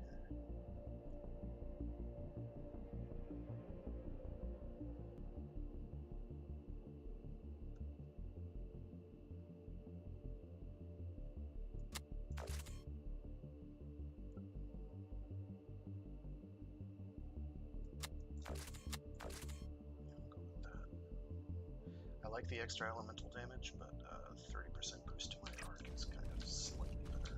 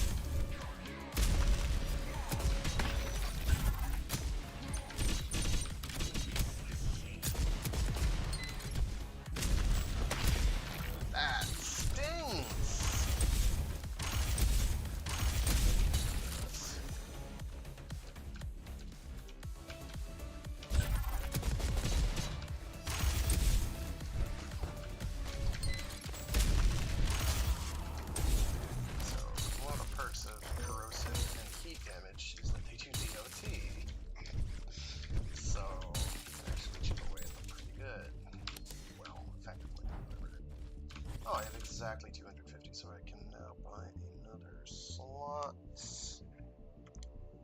So we'll do it there, right? Yeah. Because I can't do it on the Seawall Break one because they're not offering it because they're jikes. So I'll go for that one. Ooh. We can shift things around. We can, there's a let's see, we'll shift that there.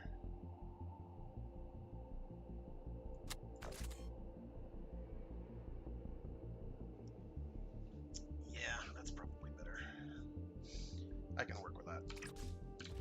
So what's going to be make or break is if I can keep getting temp shield over and over and over and over again. How much?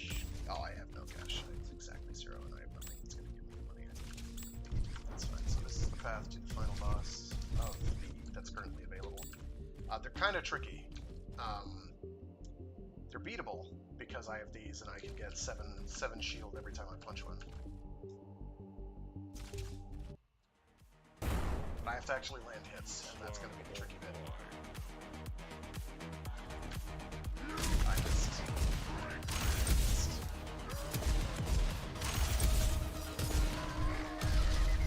That. A lot. Wasn't planning on breaking. I was planning on going. Ow, ow, ow, ow, ow.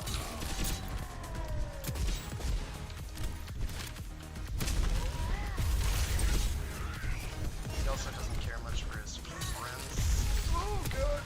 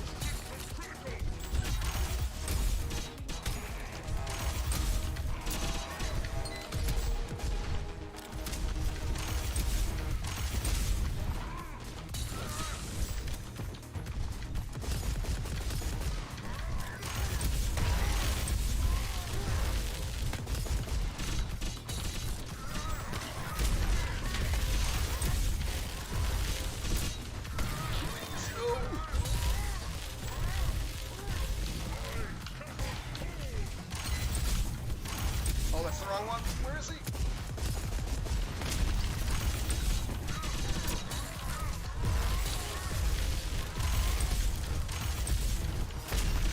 Why would you shoot yourself in the face like this?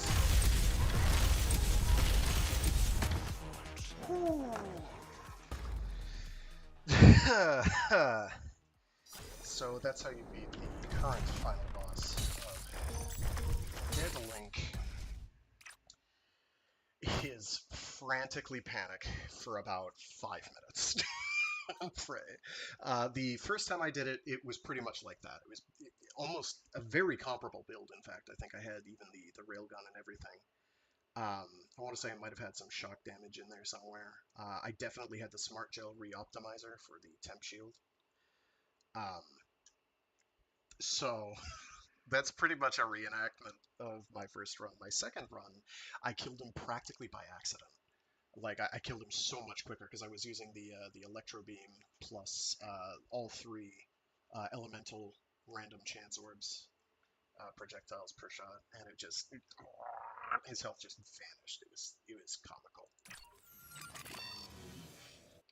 So yeah, that's Deadlink. That's pretty much the extent of Deadlink's content right at this very moment. They do have a big update coming in, I think, December. Thomas Crusher. You made it, end of the line. I must admit I'm genuinely impressed you were able to take down the Phoenix Apex. If I wasn't certain that these Turing Registry GIs aren't capable of it, I'd suspect they were playing a cruel joke on us. But these things are eerily infallible in their predictions, aren't they? It isn't a question of if you'll ever face such an opponent during actual missions, it's when Watts, Rucker, and Phoenix get through all the red tape and put a joint super soldier R&D project into gear. Doesn't matter really, you'll be ready. You may have completed your simulated mission, but I need you to continue testing the Deadlink protocol until the CSA is fully ratified. Until then, expect patches and updates improving your interfaces and simulation accuracy. Try another run. Make me proud. I'm the authoritarian father figure you always wish you had. Or something. I don't know. Had a rough start, but you seem to be getting used to the Deadlink interface. It's a common problem for excised minds to experience problems adjusting to their prosthetic bodies, be they real or virtual. With every sim run you start, your coordination will improve. What do we have for... Ah, here we go. We have 4 new enemies and 1 new piece of equipment. 2 new pieces of equipment. Particle Accelerator. This modification tunes the arc cannon's coils to serve as a Gauss cannon, accelerating massive condensed heavy metal particles to sublight speeds. Technically, any speed slower than c is a sublight speed, but I won't tell them if you don't tell them. The bleeding edge of arms development, scientists have yet to develop an armor plate capable of stopping this unorthodox projectile. The kinetic energy of the round is transferred into the targets as heat, causing the spontaneous combustion of the materials it passes through, be it flesh, metal, or plastique. Corrosive grenade. Even if it's gray matter riding a cybernetic body or robotic exoskeleton, redundancy systems ensure that the combatant will remain a threat even if they're legally dead. Servos need to grind to a halt, armor needs to crumble, and weapons need to be deactivated. Total destruction is the only way to be sure an enemy is truly neutralized. This process can be hastened using potent corrosive substances, administered using this small explosive package, making life for the life of a CSA agent much easier. So for opponents, we've got the Phoenix Pounder. They're a rapid dominance specialist, as opposed to a slow submission specialist. Slow submission amateur. Heavily augmented and armored, Pounders are massive piles of servos and hydraulic actuators, hiding inside them brains of very experienced soldiers, confident in their skills and capabilities, with nothing to prove to anyone. Their achievements speak for them. Equipped with enormous assisted swing sledgehammers, they make full use of the psychological effect of pulverizing their opponents to a pulp. You have the Phoenix Hound. The shotgun-wielding hounds are the most aggressive and dangerous operatives in Phoenix, Arizona. They have a lot to prove and have a lot of enthusiasm and no respect for their own safety and human rights conventions, flushing out opponents with a hail of buckshot that was once compared to chemical warfare in terms of psychological damage potential, taunting their targets along the way. To better find their targets, they are equipped with an array of olfactory chemical sensors, hence their name. They're smelly. The Phoenix Mothership, which is a field support drone. Autonomous, heavily armed, and armored flying fortresses that deploy suicide, fire-and-forget dronelets. The amount of hardware and firepower they hold warrants much more advanced artificial intelligence for this field support VTOL aircraft. Also useful for spouting company PR through a loudspeaker. And then the Phoenix Apex. The top of the line, the cream of the crop. The cream of the crop! The most elite member of the Phoenix Force, augmented with experimental military-grade cybernetics infused with the toughest nano-lattice alloys money can buy. Uplifted with Watts-Rucker's gene therapy. More wetware than the average Phoenix soldier, but definitely less Homo sapiens, more Homo patent at this point. Created for solely one purpose: stopping the menace plaguing Watts-Rucker operations. The corporate dealings leading to its creation must be the stuff of lawyering legend. So that will about do it for Deadlink. Until they do an update. I know that RoboQuest has gotten a couple really solid updates I've played recently, and it's feeling pretty good, so I might do that again at some point. It's also a lot of fun. They have multiplayer up and running, so, well, quick play multiplayer as opposed to what they had before. So it's definitely worth at least checking out, or contemplating checking out. Next Monday rather, I'll be doing, because it's Halloween, I've actually got a Halloween game set and prepped to do that I have never played before. I have heard of it. It is mildly infamous. And if I could find it, where are you? Oh, I'm in the wrong drive. Oh my goodness. I'm losing my mind. There we go. It is called Space Griffin VF9.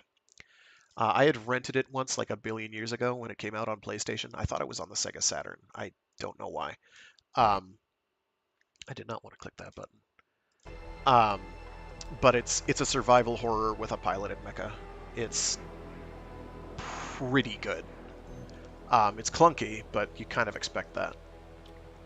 But yeah, so we'll be doing that next week, and we'll go from there. It's very atmospheric. Alrighty, thanks for tuning in. I do this every Monday on Mecha Mondays, where I do something giant robot related or mecha-adjacent. In this case, it's adjacent. I also do other streams throughout the week. I have a Warframe Wednesdays stream where I do some Warframe for a couple hours, and then I've got a Free Read Fridays stream where I read short stories and entire novels aloud. This Friday, we'll be continuing our read-through of Starfish by Peter Watts, referenced in this game's background lore. So how cool is that? Alrighty, thanks for tuning in. Stay safe, stay sane, and be decent to each other. And what the hell, my audio registering software for the stream is doing all kinds of interesting things. I hope the audio isn't completely scraggled to fuck, but we'll see. Oh, it's just when I'm in game that it looks weird. It's not updating it on a normal frame rate. That's interesting. Alrighty, thanks again for tuning in. Stay safe, stay sane, and be decent to each other. See you all later. Thanks again. Bye.